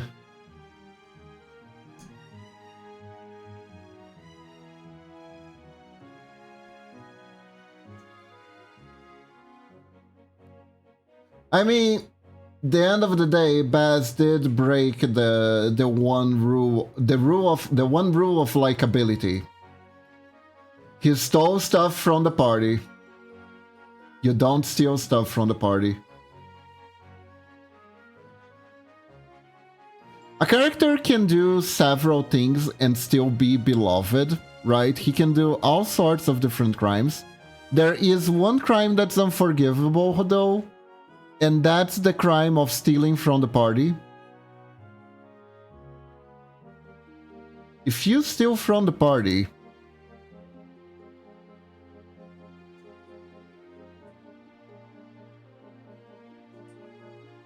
yeah, that's it. That's it. That's the end of your career.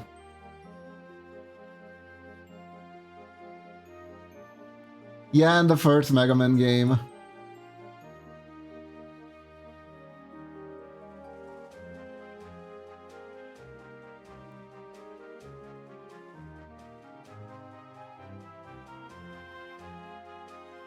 It does the thing, it's kinda shitty.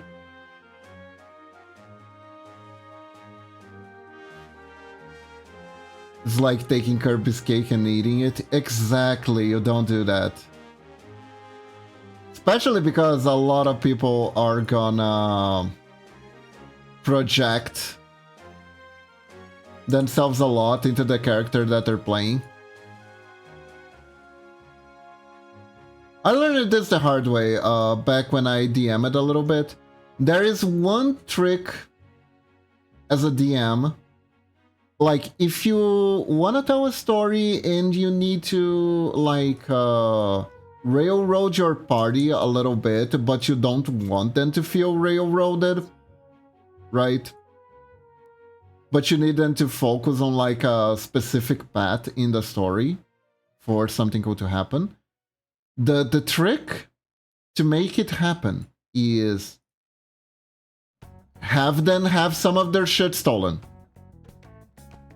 Doesn't matter what it is. Doesn't matter what it is. If you want your party to focus on a big bad, have them steal something that was given to your party. If you do that,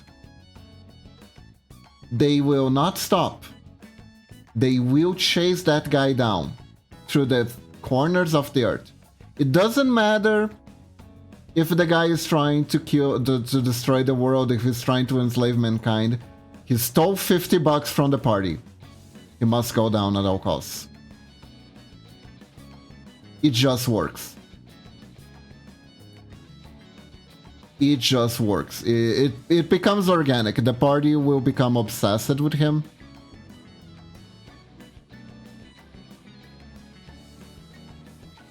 I do that all the time.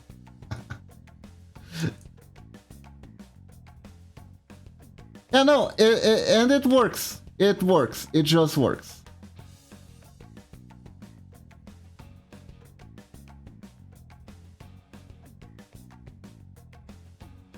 Also, whatever you do, never rely on your party to have like a moral dilemma where they have to let go someone who stole something from them.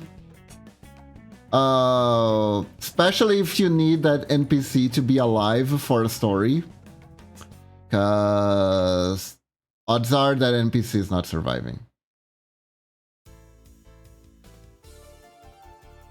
They kept making decisions that were stupid. They kept making decisions that were stupid, so I made a mimic steal $40 and I didn't. Ah, perfect. Perfect.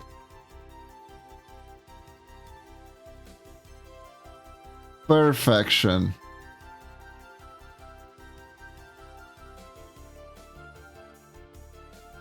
Perfection. Safe to say they hunted the thing down. Of course they did. Of course they did.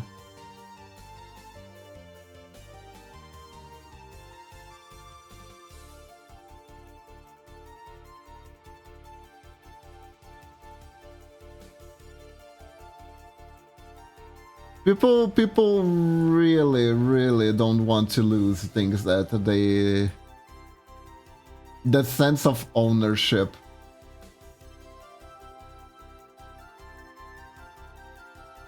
This is why private property is a thing.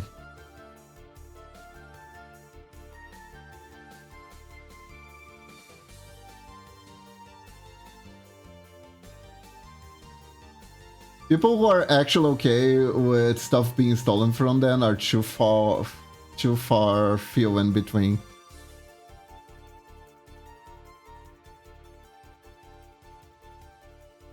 Yeah, as a DM, sometimes you will encounter situations where it's like, oh, this is what makes people think thick.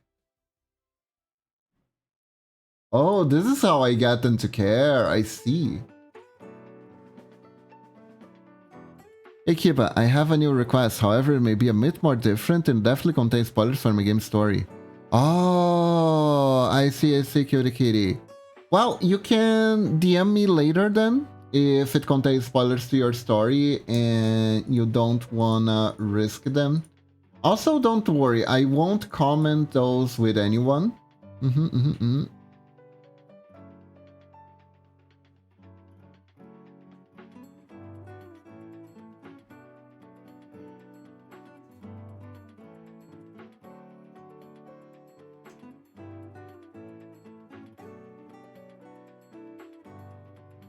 Oh.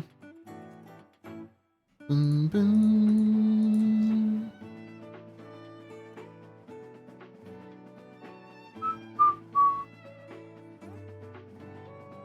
These fins are very hard to draw. Yeah, but I think you have a leaked story to Cutie Kitty. No. Honestly, you wanna... like, how to speedrun losing work opportunities is to do stuff like that. Don't ever infringe on someone's trust, especially for like no particularly good reason.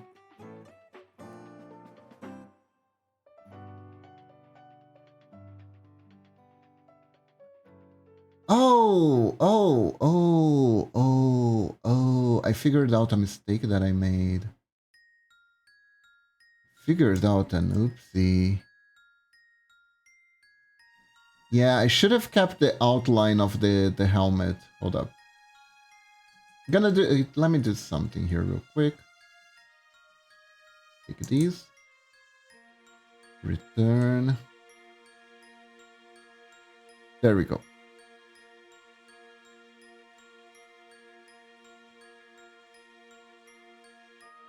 Fair enough, not like I do that though.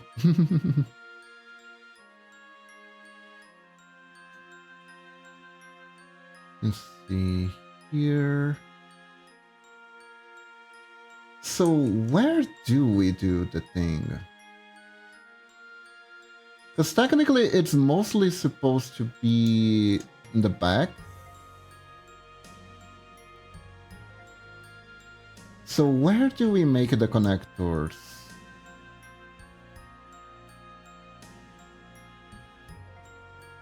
Maybe...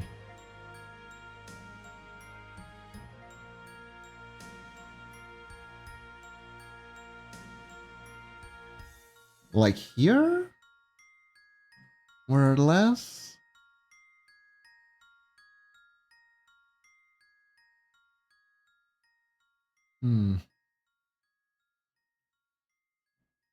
We're going off some of the original design. It would be something like this.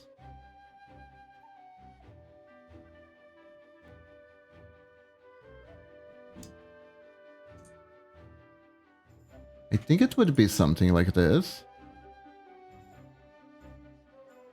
Oh yeah, the Bazax design is really good, but I think I want to save that one for when we actually start playing Mega Man X. This one is from Octopath Traveler.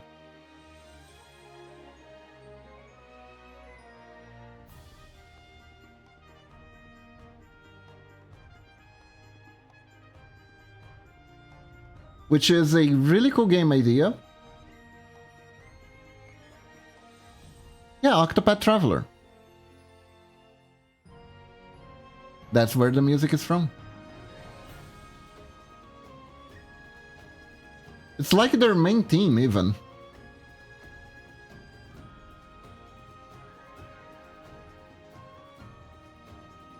And also a green reminder of the fact that I never finished the game. Oh no, I don't recall Mega Man X. So, about that.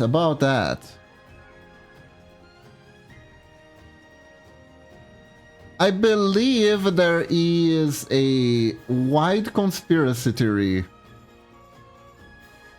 Oh yeah. No, sorry. No, I didn't meant Mega Man X, I meant Mega Man X because it's the Japanese name for Battle Network. Mega Man Executable.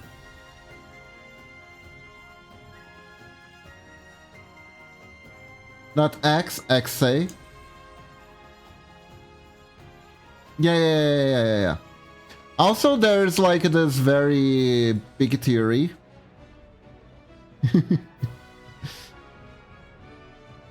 That Zero is actually Bass.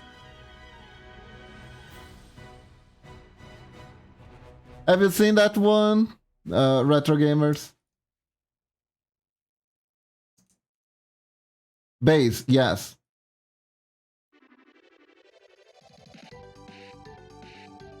So the people who made this theory, one, they think that if Base took his helmet off, he would be blonde. And two, the logic behind it is, if Mega Man X is the original Mega Man upgraded, theoretically, Dr. Wily would do the same thing with his own Mega Man clone. meaning that base is actually 0.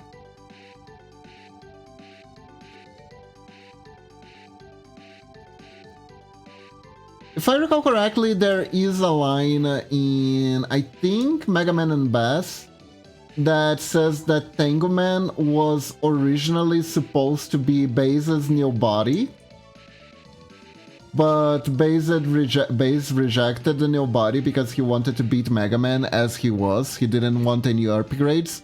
So Dr. Wily just gave Tango Man some basic arrogance programs to it, Arrogance Axe, and call it a day.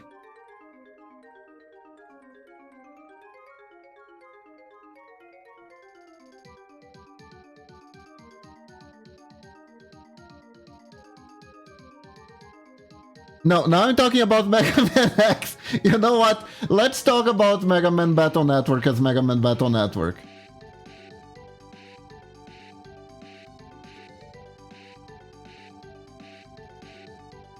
However, if you look at Proto Man's design in Battle Network, it makes you wonder if Zero isn't actually Proto Man.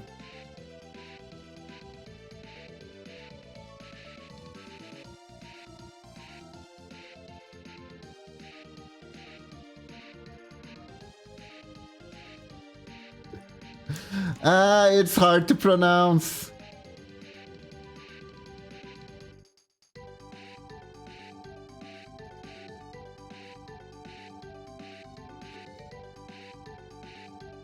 I really like a base from Mega Man Battle Network, though.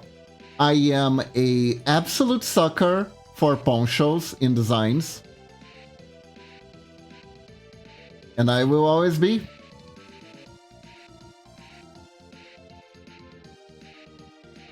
Just think they're neat.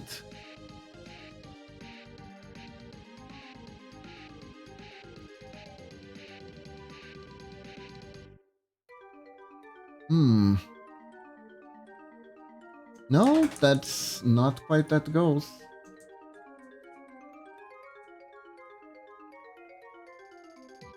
God, the arches are a menace to draw.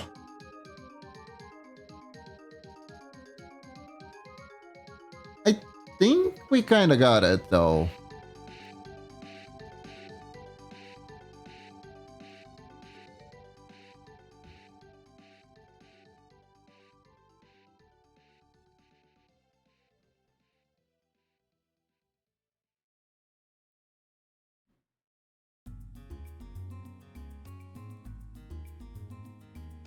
Yeah, there we go. Better shading color. Okay, so what was the other design? Oh, right, the cross crystal thing. I think we should get the color here. What is Bass color? It's a gray that goes to purple. Kinda like this, I think. Hold on, my Wi-Fi shitty. BRB, gotta fix this. Okay, have a good one, Retros. Go grab that Wi-Fi by the neck. Meanwhile, I'm gonna see if I can make something look cool out of this.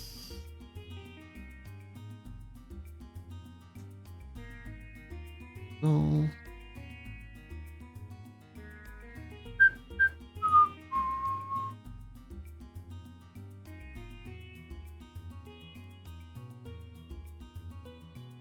I do this.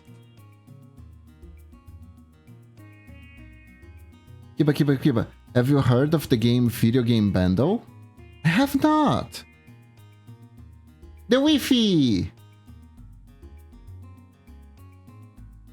Ify Wi-Fi.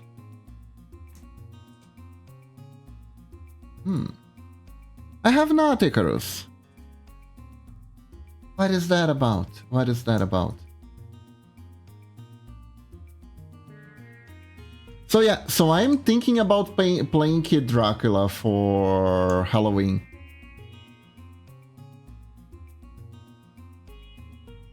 It's a website game. You gotta guess video game songs by every instrument, one by one.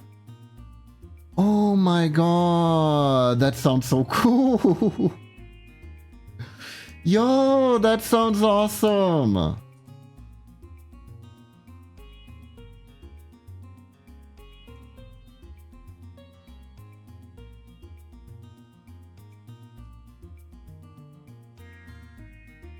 That sounds fun. That sounds like so much fun, actually.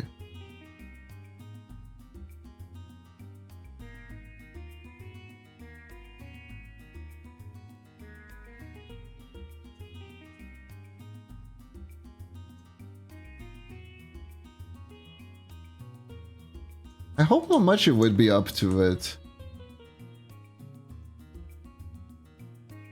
Like, we still have a little bit of echo, but I don't know, like, I don't know if you guys were here for the last collab yesterday.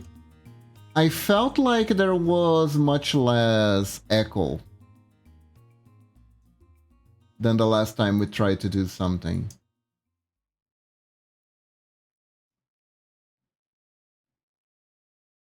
The thing that's kind of funny though, it is a little bit hard for both of us to fit in collab stuff into our... Oh, you weren't around yesterday. I see, I see. We're playing the Warhammer Baldur's Gate-esque game with Norex and Danu.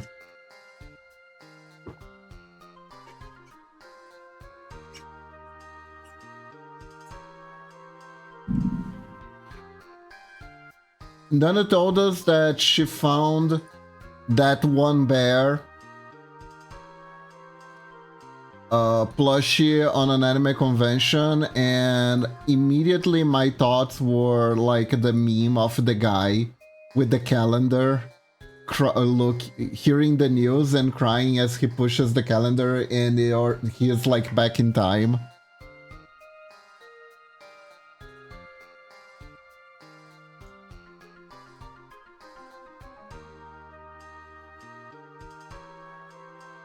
It's amazing what people will unearth on accident in those things. Do do do do do. Or Hammer and Baldur's Gate. Yep, sounds like a no-no. Let's see. I gotta make it a little bit less religious.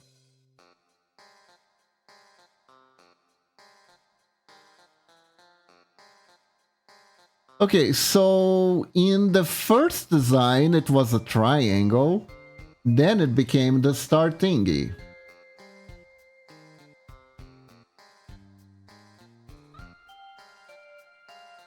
Interesting. There we go.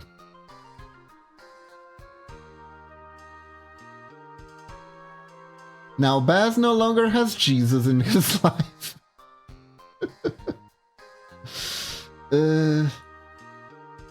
Oof.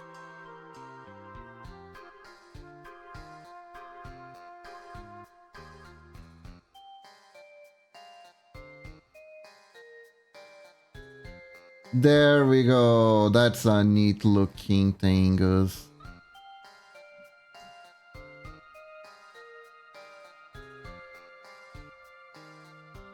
But yeah, we actually have a lot of trouble fitting collabs in our schedule. Because both of us want to play a lot of game and do a lot of different things. But that's, like... That's actually such a good idea for a collab, actually. Hold up. You know, I do... I finally finished up a game for the gen that's fully working with sound. Oh, good job, cutie kitty!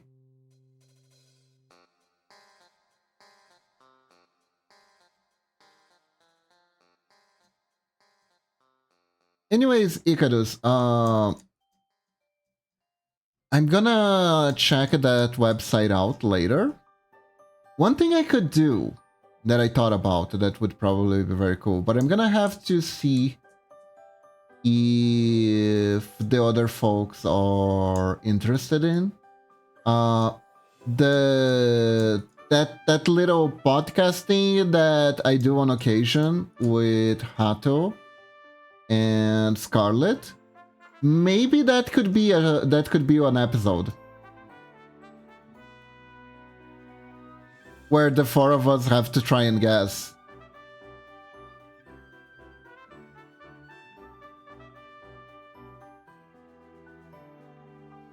That could be something cool and also something different from just whatever the hell we usually do. Yeah, it becomes a game show, exactly.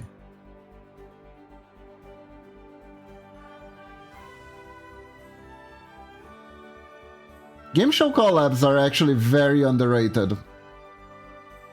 I saw an amazing one the other day. It's still on my to watch playlist, right? But I saw it on my YouTube feed.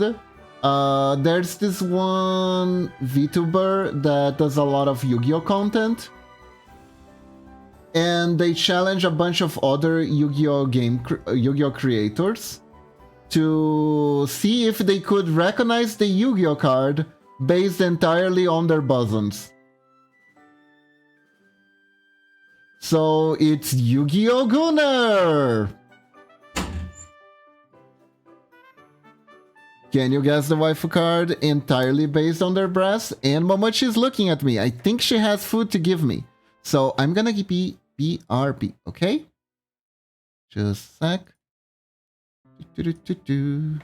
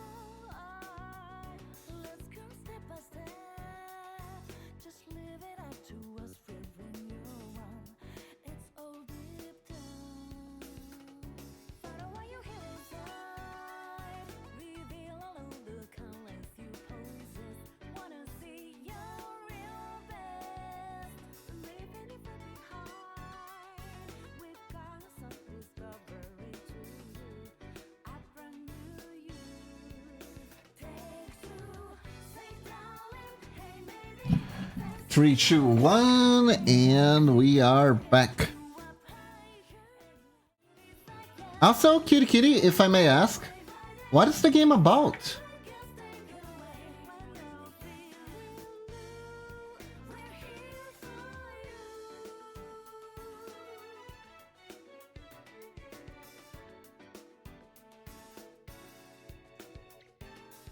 Challenge.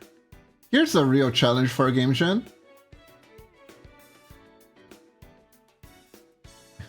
Make a game where you play as a strawberry so you can say you have made a strawberry game gen. Don't actually do that, that's a lot of effort for a really bad joke.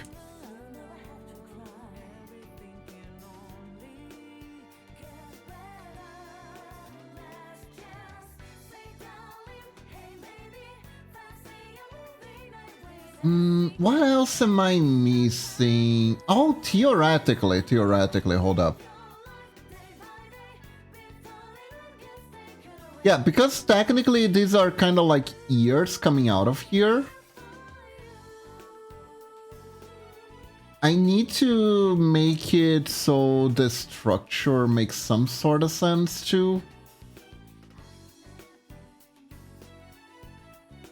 Like this.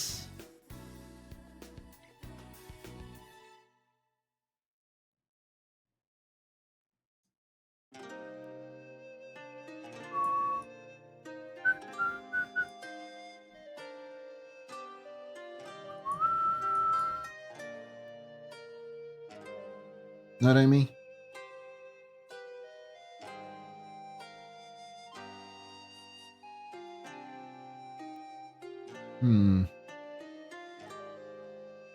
Yeah, but on some angles it doesn't do that. God damn it. This is rough.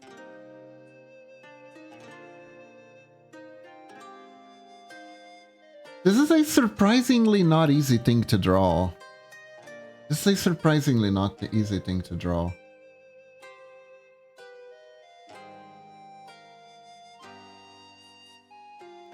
Let me think about it structure-wise. Maybe I'm being perfectionist here. And I probably am.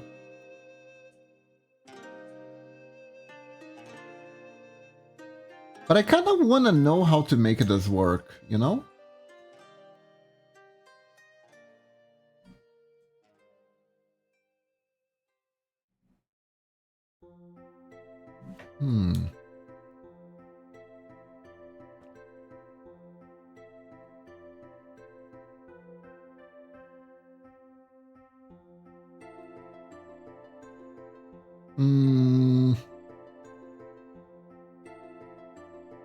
Oh my god. Guys, I'll be very real. Especially when I was younger, I would have killed for one of these. Like, what the heck? This looks so good. This looks like such a cute toy. Like, goddamn.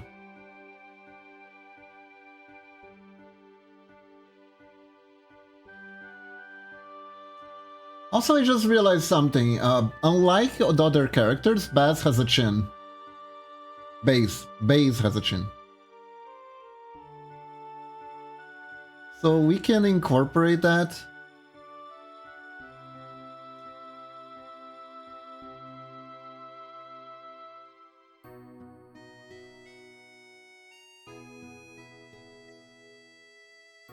Baze is not a fish, but Baze has a chin.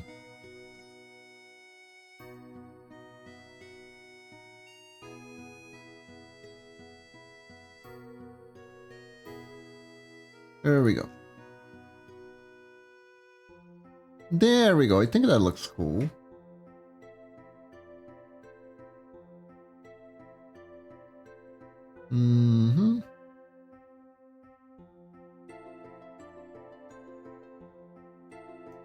Now, basically, what we could make the wing thing goes higher. Yeah, let's go with Mega Man 7's design.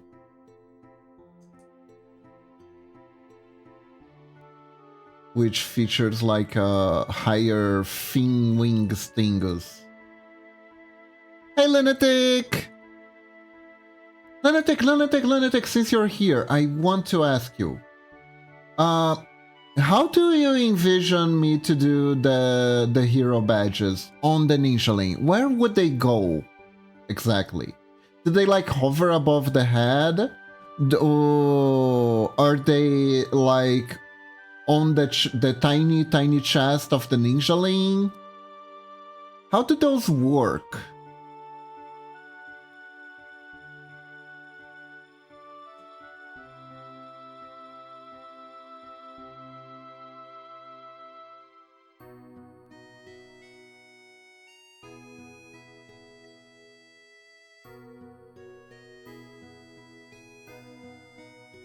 I am very curious.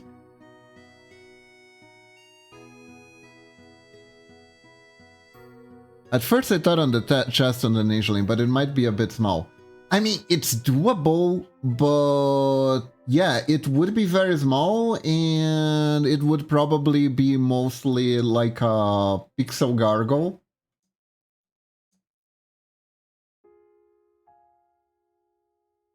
On the chest.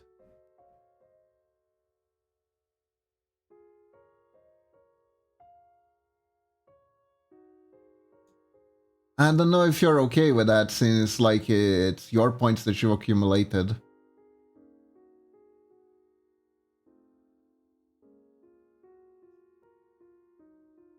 Okay, so this already looks better.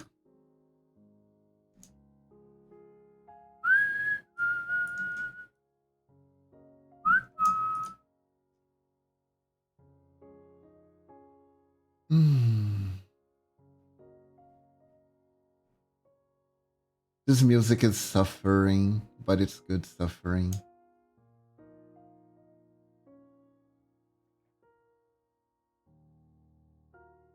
What if it had to be like a head accessory, like a bow or the Koego Gift? Oh, we can do that. We can do that. So, like a bow on the head. Okay, I can do that. I can do that. Alright. Just want to finish this helmet first because I ended up starting on the helmets for Mega Man characters.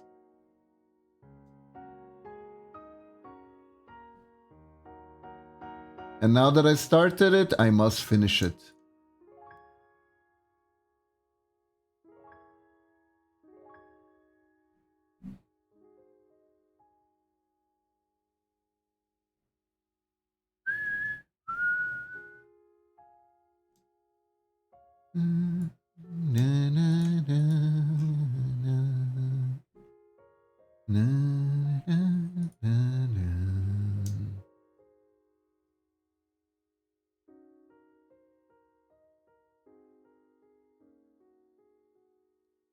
Okay, can do it like this.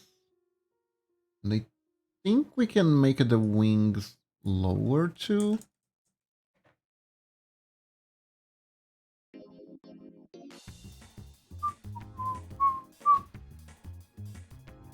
Yeah, like this. I never felt like that. God. You know, when I was in university, I used to blast the song whenever I was waiting for class and I was walking around campus. I would just walk around the campus blasting the Persona soundtrack from Persona 3 and 4 on repeat. And honestly, it fitted so well. The music in this game actually fits so well when you're just walking around town by yourself doing errands and you need something to cheer you up a little bit. It's so perfect. It is actually so perfect.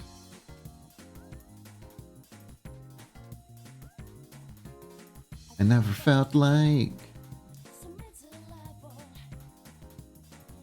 It felt like...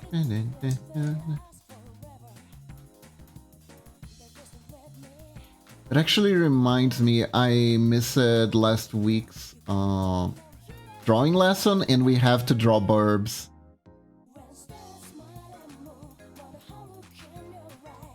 I need to draw some burbs tomorrow.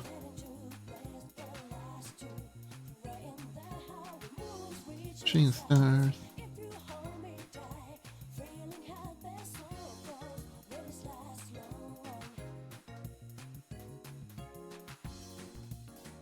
I also need to hurry along Momochi's secret project, because I think it's gonna be relevant really soon.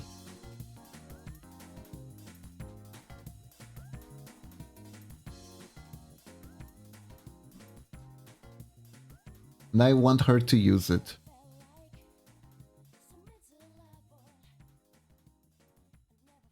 I want her to be able to use it whenever she is ready. Gonna be great. Gonna be great.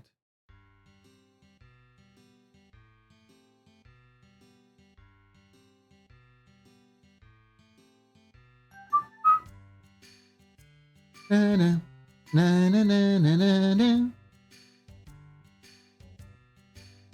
na na na na na na na.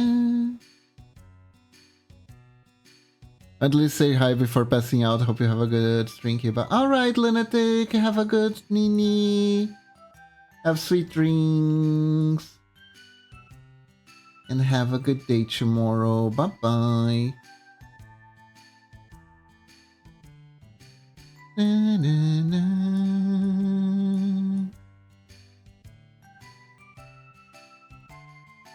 Do-do. Do do do do do do do do do do do do do do do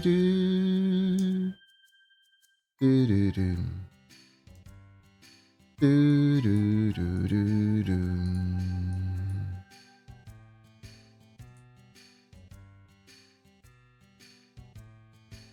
You know, these songs actually have a lyric to them. They added it in the Final Fantasy remake. It's kinda cute. It's something that Yuffie sings whenever she's like really bored. Which makes sense because she's like such a hyper character.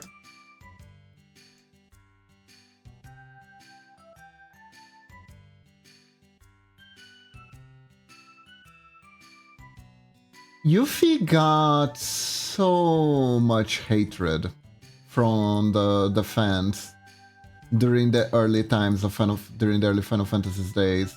People really hated her character, and there were a ton of arguments of why. But at the end of the day, there was only one single reason why people hated her character. Because she steals from the party at one point.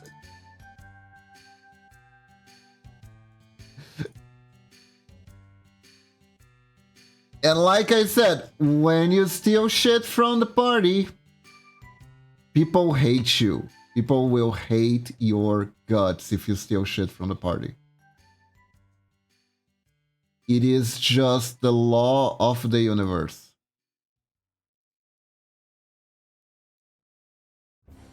Unfortunately, her side plot involved the fact that she needed materia to help her country escape Shinra's rules and stuff like Shinra's rule and stuff like that. So she ends up betraying the party to try and help save her country. And doesn't matter what her reasons were, doesn't matter that she apologizes later. What's done is done. She stole from the party, and so people hate her. Kiba misses a message as normal, but it's fine, still work. Ah, thank you. Wait, what did I miss? At first I thought on the chest, do you like I had accessory? I got that. I got home just from starting, but I want to say hi before passing out. See? I read everything. I read everything. What did I not read?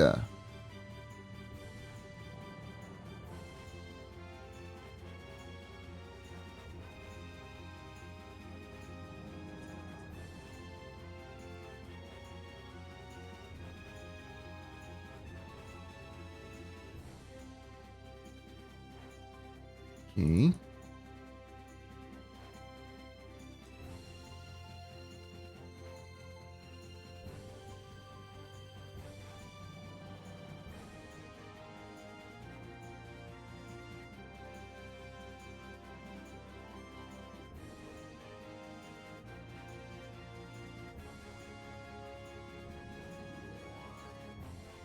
I'm sure I read everything.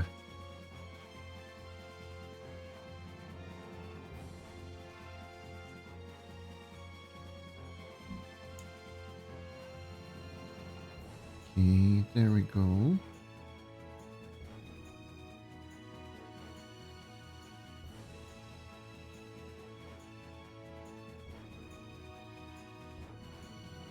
Okay, I think this works. I can't confirm you missed a question. I did. What did I miss? It doesn't say here. What question? What was the question?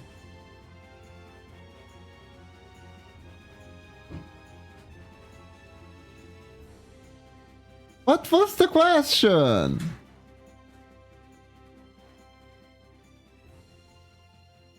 If you heard about Shuex KO Iska, that's not here. That's not here. Wait.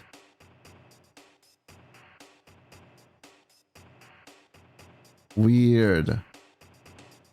It was earlier. Oh no. What's Shuax KO Iska? Iskda. Iskda? Isda? Iska? There should be a comment here, but missed the mess. Oh no.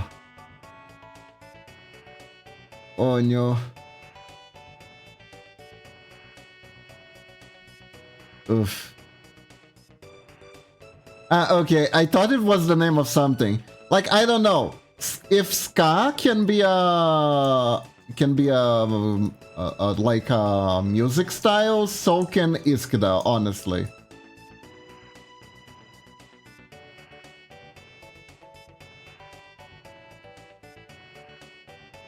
But Shuex KO is Riot fighting game similar to Marvel's Capcom. Oh, wait, is that out? Is that out yet? And Timo is part of the roster? Amazing. Oh god. You just know that Timo is the surf bot of the game, right?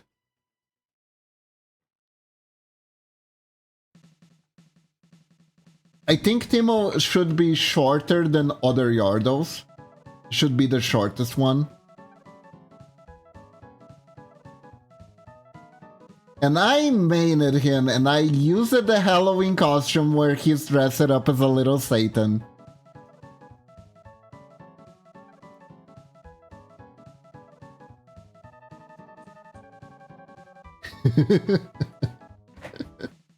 That was the best.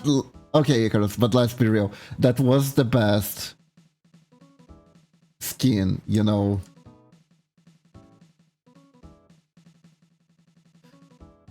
But like, that was like the #1 best sold merch by Riot, right? The Timo hat. Let's be real. Everyone memes hating on Timo, but everyone is guilty of this. Everyone bought the Timo hat. No one really hates Timo. That's the dark truth of the Riot community. No one actually hates Timo.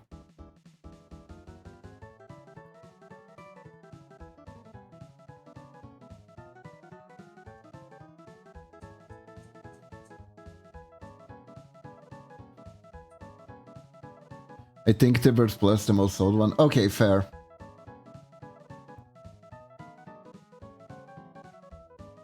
But also, that one is... Any was one heck of a mid laner, huh? Everything can stun. That's her kit. Everything can stun. Stun, stun, stun, stun, stun.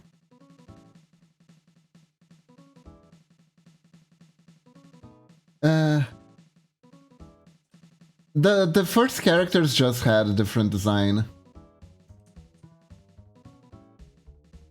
There was a lot of like toxic design in the original League of Legends. And honestly, I appreciate toxic design. I do. I've come to realize and accept that a lot of things that I like in game design it's probably toxic, right? To the point where it's like, if it's something I like, it's probably nerfed. It will probably be nerfed. So I am not entirely sure which one of these are fixer badges. I'm gonna go with all of them. Alistair Kalskin as Splashy. Why not? Why not? Why not? It's beautiful. And remember, Icarus, you can't milk those. You can't milk those. You can't milk those. You can't milk those. You can't milk those. You can't milk those. You can't milk those. No, Momochi, you can't milk those. Remember? It says it over and over. At least I think it does. Did Alistair get like a rework where they changed his entire kit also?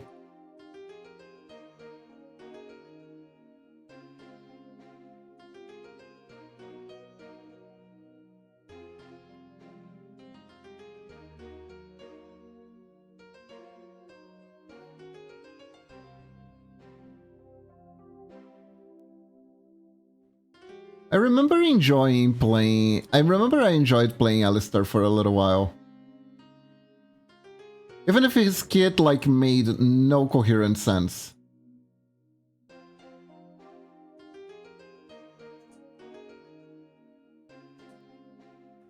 Was rather fun. What was his kit again? Oh yeah, he would like... every time he used a skill, he would get like a little weird fart thing that AoE'd for like very tiny amount of damage.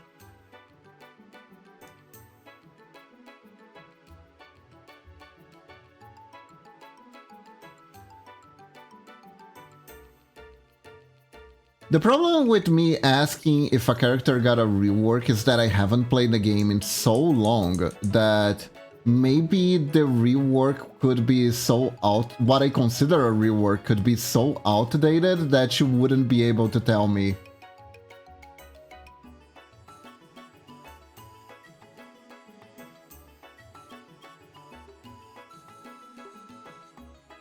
Okay, this matches.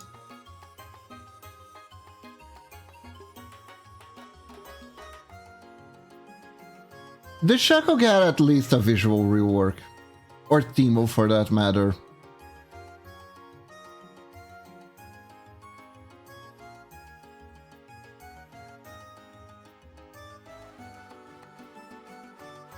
You're right, it had an ability work. There you go. There you go.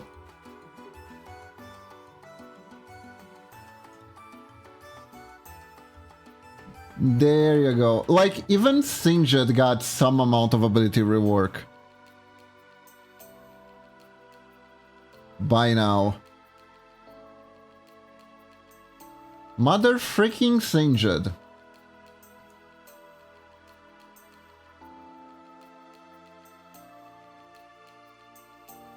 The man who laughs and runs.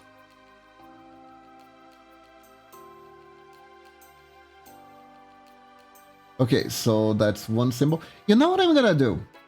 Lunatic gave me an idea, gave me a really cool idea. I'm gonna go ahead and I'm gonna put these on top of the Ninjaling head, like he has been mailed to several different countries and he got a fixer badge in every single one of them.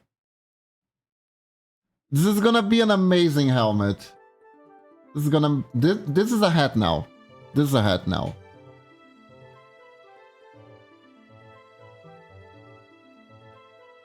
He's gonna look like he was a postal office victim. He got mailed everywhere.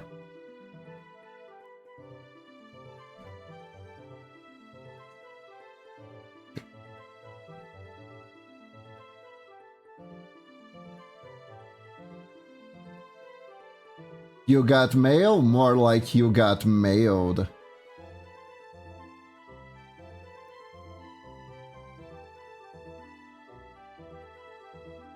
Meanwhile, at the Hellman's factory, you got mail.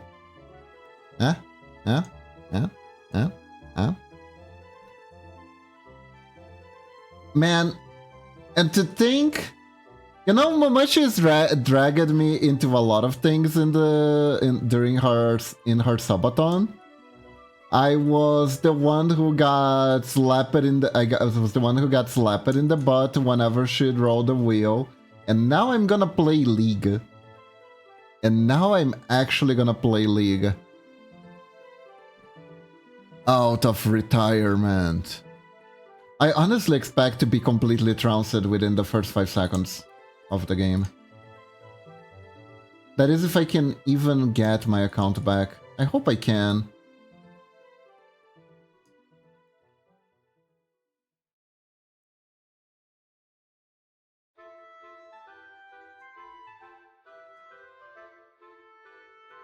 Oh, who are you going to play in that collab? It's a good question because we're gonna play, I think we're gonna play Aaron because I believe that's the mode Momochi tolerates the most. So I could just play whatever the hell I want. I could play Teemo.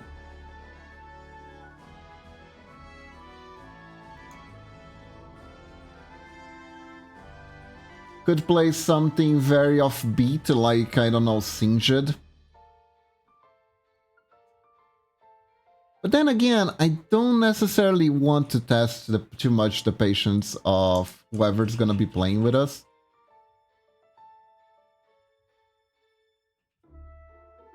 Playing Singed in a run is like a really high gamble from what I remember. Because essentially what you do is you enter the bushes and you try to troll someone. It's kind of like playing Blitzcrank but worse. Because for the most part, all you're gonna do is try to pull people, troll people, right?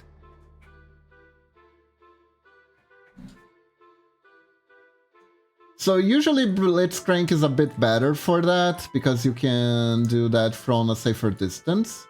But on the bright side,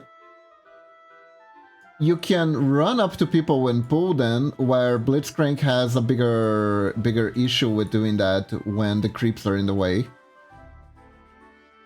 I volunteer myself as tribute to the part of the thing. Ah, thank you, Icarus. But I do think your the ping would be terrifying.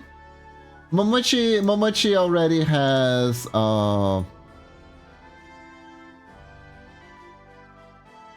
I think Momochi is gonna see if she can drag Nano into play.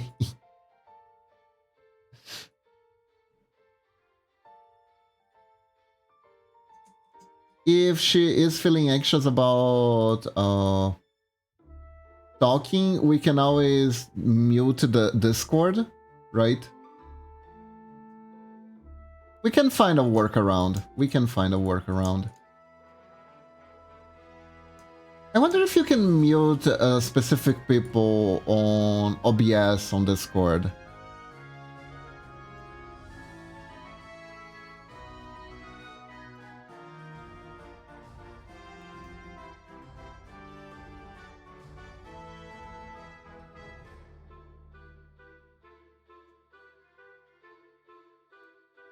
Hope you guys have fun. Yeah, me too. I hope we have fun. So do I. I mean, League is actually pretty fun. Especially when you're not try harding, right? When you're not try harding, League can be very fun. The problem with League is that the way the game is kind of designed towards pigeonholing you into being try hard. You know what I mean?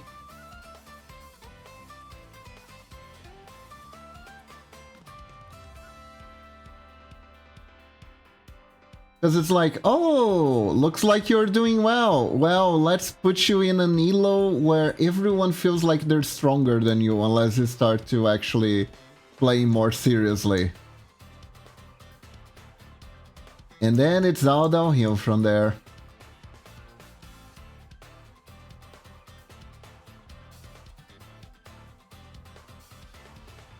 There we go.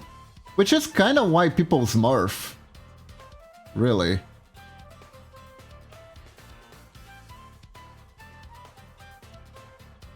And that creates its own slew of problems. Because it's like, oh, I am so tired of trying hard every time. I'm gonna smurf so I don't have to try as hard. Meanwhile, the poor newer players like, oh my god, why is this guy so good? Because even if you're not trying hard, you still got like a whole lot more experience than them do.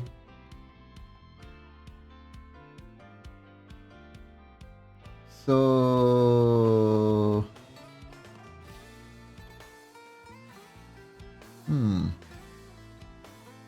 I think this is a badge. Let's see.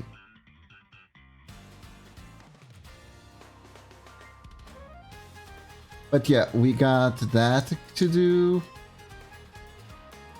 It's gonna be fun. It's gonna be fun. We started playing... Technically, a while back, we started playing... Deltarune. But we deemed the game as cursed with how much things went wrong when we were trying to do the second run of the collab.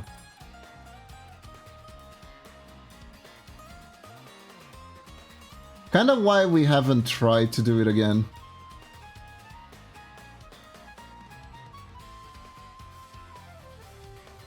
How many things just went wrong with that collab? It was frightening.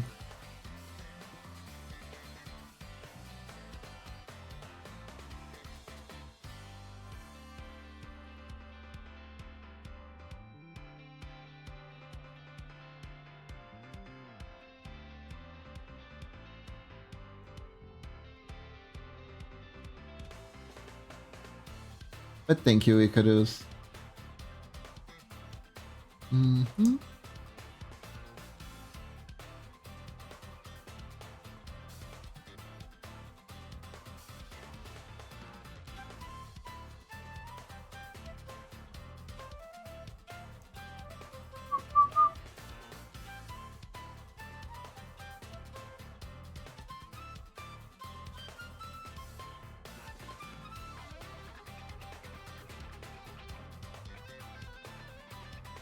But yeah, I was thinking about playing Kid Dracula for Halloween because it's a childhood game and it was really funny because that game was not translated into English at the time, but it was released in Brazil. So basically what they did to release the game in Brazil was simply they added the translations to the game user manual. And the translations were necessary because there was a segment of the game that was pop quizzes. You had to define the boss of the stage was answering pop quizzes. And they were all in Japanese. So someone just scribbled down the answers on the game manual and was like, good enough. But here's the tricky part. The game would scramble the answers for the questions. And at one point, I just couldn't figure out what the answers were anymore. Because if you couldn't answer correctly, the game would just throw you to the beginning of the stage, of that one specific stage. It wasn't like a mechanic anywhere else but there. It was so bad. It was so bad. Like, the game wasn't bad, the game was gorgeous actually, but the fact that their patch up for the translation and you needing to beat the boss with the answering the questions in Japanese was just, oh, I don't know, here are the answers, this should be good, right? And then it's like, oh, but actually the game reshuffles them, so all that is actually useless. And the worst part is, the first time I actually got some correct,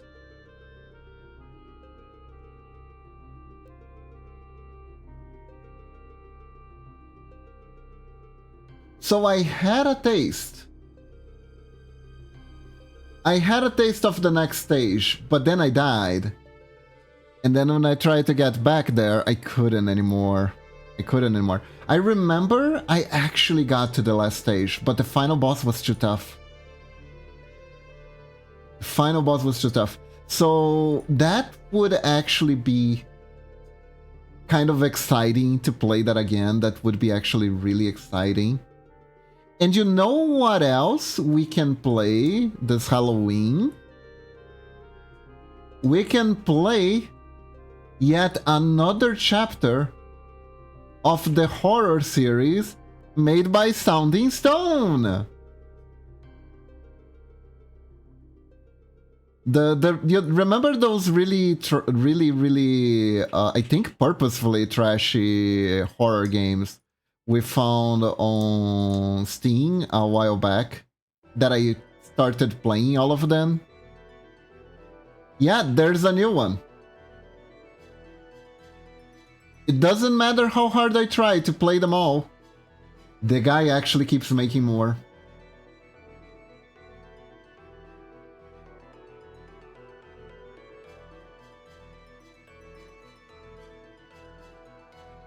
The man does not stop, he keeps making more. This one seems to be a straight-on visual novel, so it's probably gonna be really short.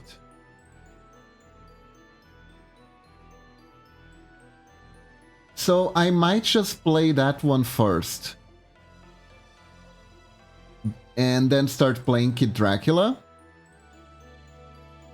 Could be fun, could be fun. We're not doing it this week though, because I still want to finish Mega Man MZ, and I am 95% sure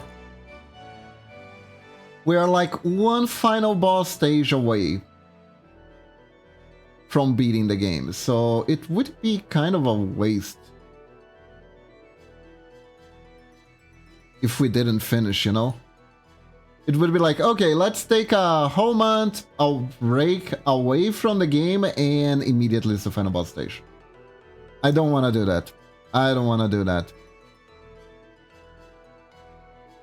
That's how you never finish a game.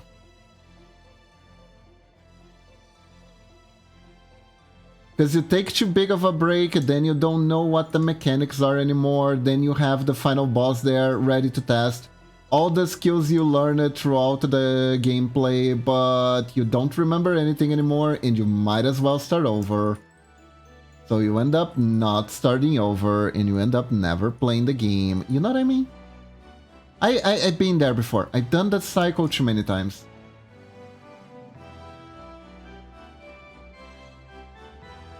Not after I started streaming, but I definitely done that many times in my free time.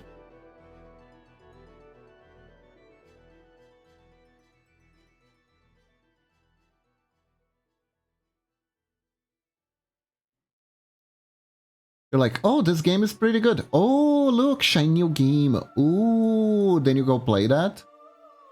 And you're like, oh, now now I can finish the game that I was playing before. Then you're like, how the frick do I play this? How the frick? What was the story again? What were we doing? Honestly, it's not as bad than when you're playing like an RPG. God, picking up RPGs that you left off a long time ago is the worst because you kinda remember the story, but then there's like, you think you remember the story, but then you start and you're like, wait, what is this plot point? Who is that guy? When did we decide with this guy? Aren't those two trying to kill us? What are they doing in the party? Who are you? There we go!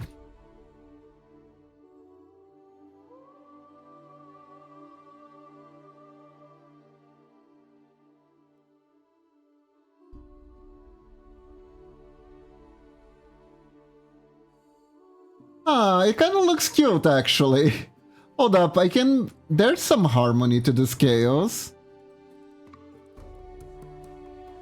There's some harmony to this chaos. I'm gonna send this to Lunatic later to see if he likes it.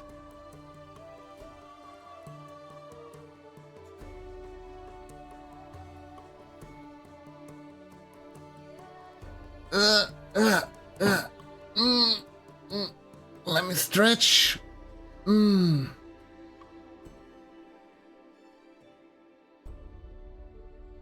Mm, mm, mm, mm.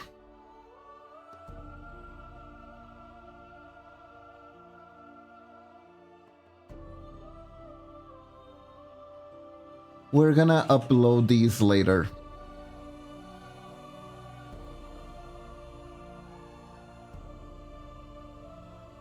Let's see, the lurk emote is ready. What else can we do? What else should we do today? Let's save this one.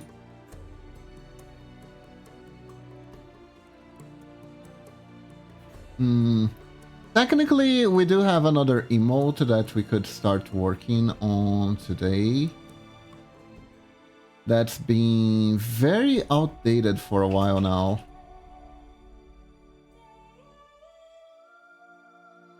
It's this one over here.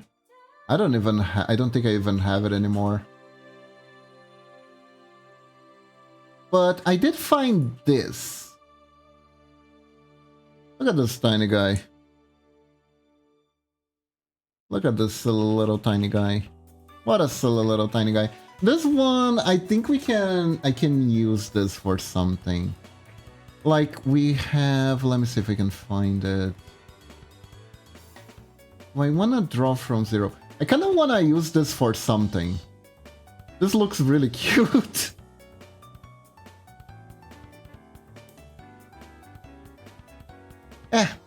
Anyways. Let's start from 0. Okay, new, let me see. 56 by 56 is 28 by 28.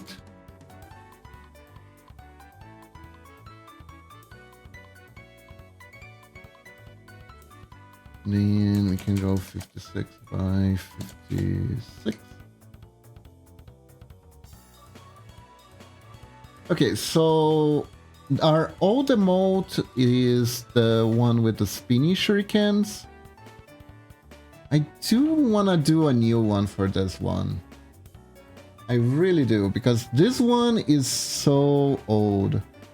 But I am getting pretty tired today, and I feel like we've done a lot. I think today I'm gonna end the stream here.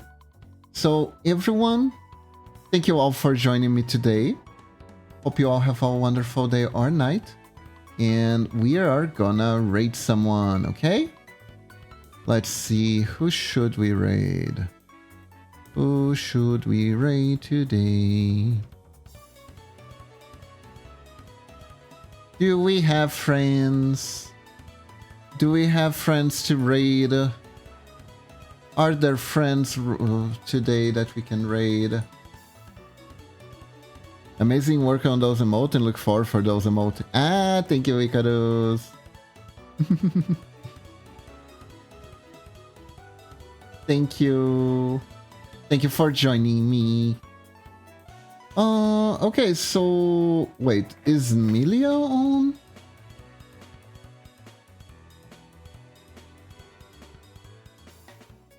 Or did she just finish? Because the viewer count looks weird. Let's see.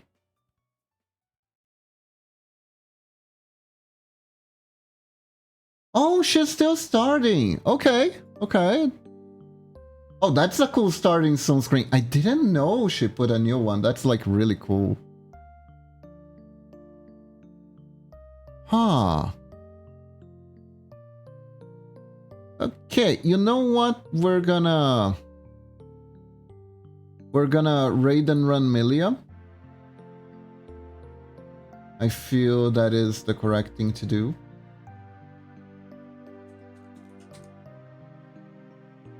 So everyone, thank you very much for joining me today. I hope you all have a wonderful day or night. Stay awesome, and remember, when in doubt, when you think you cannot do it, just think like a ninja and sure you can. Bye bye everyone. Bye bye. Bye.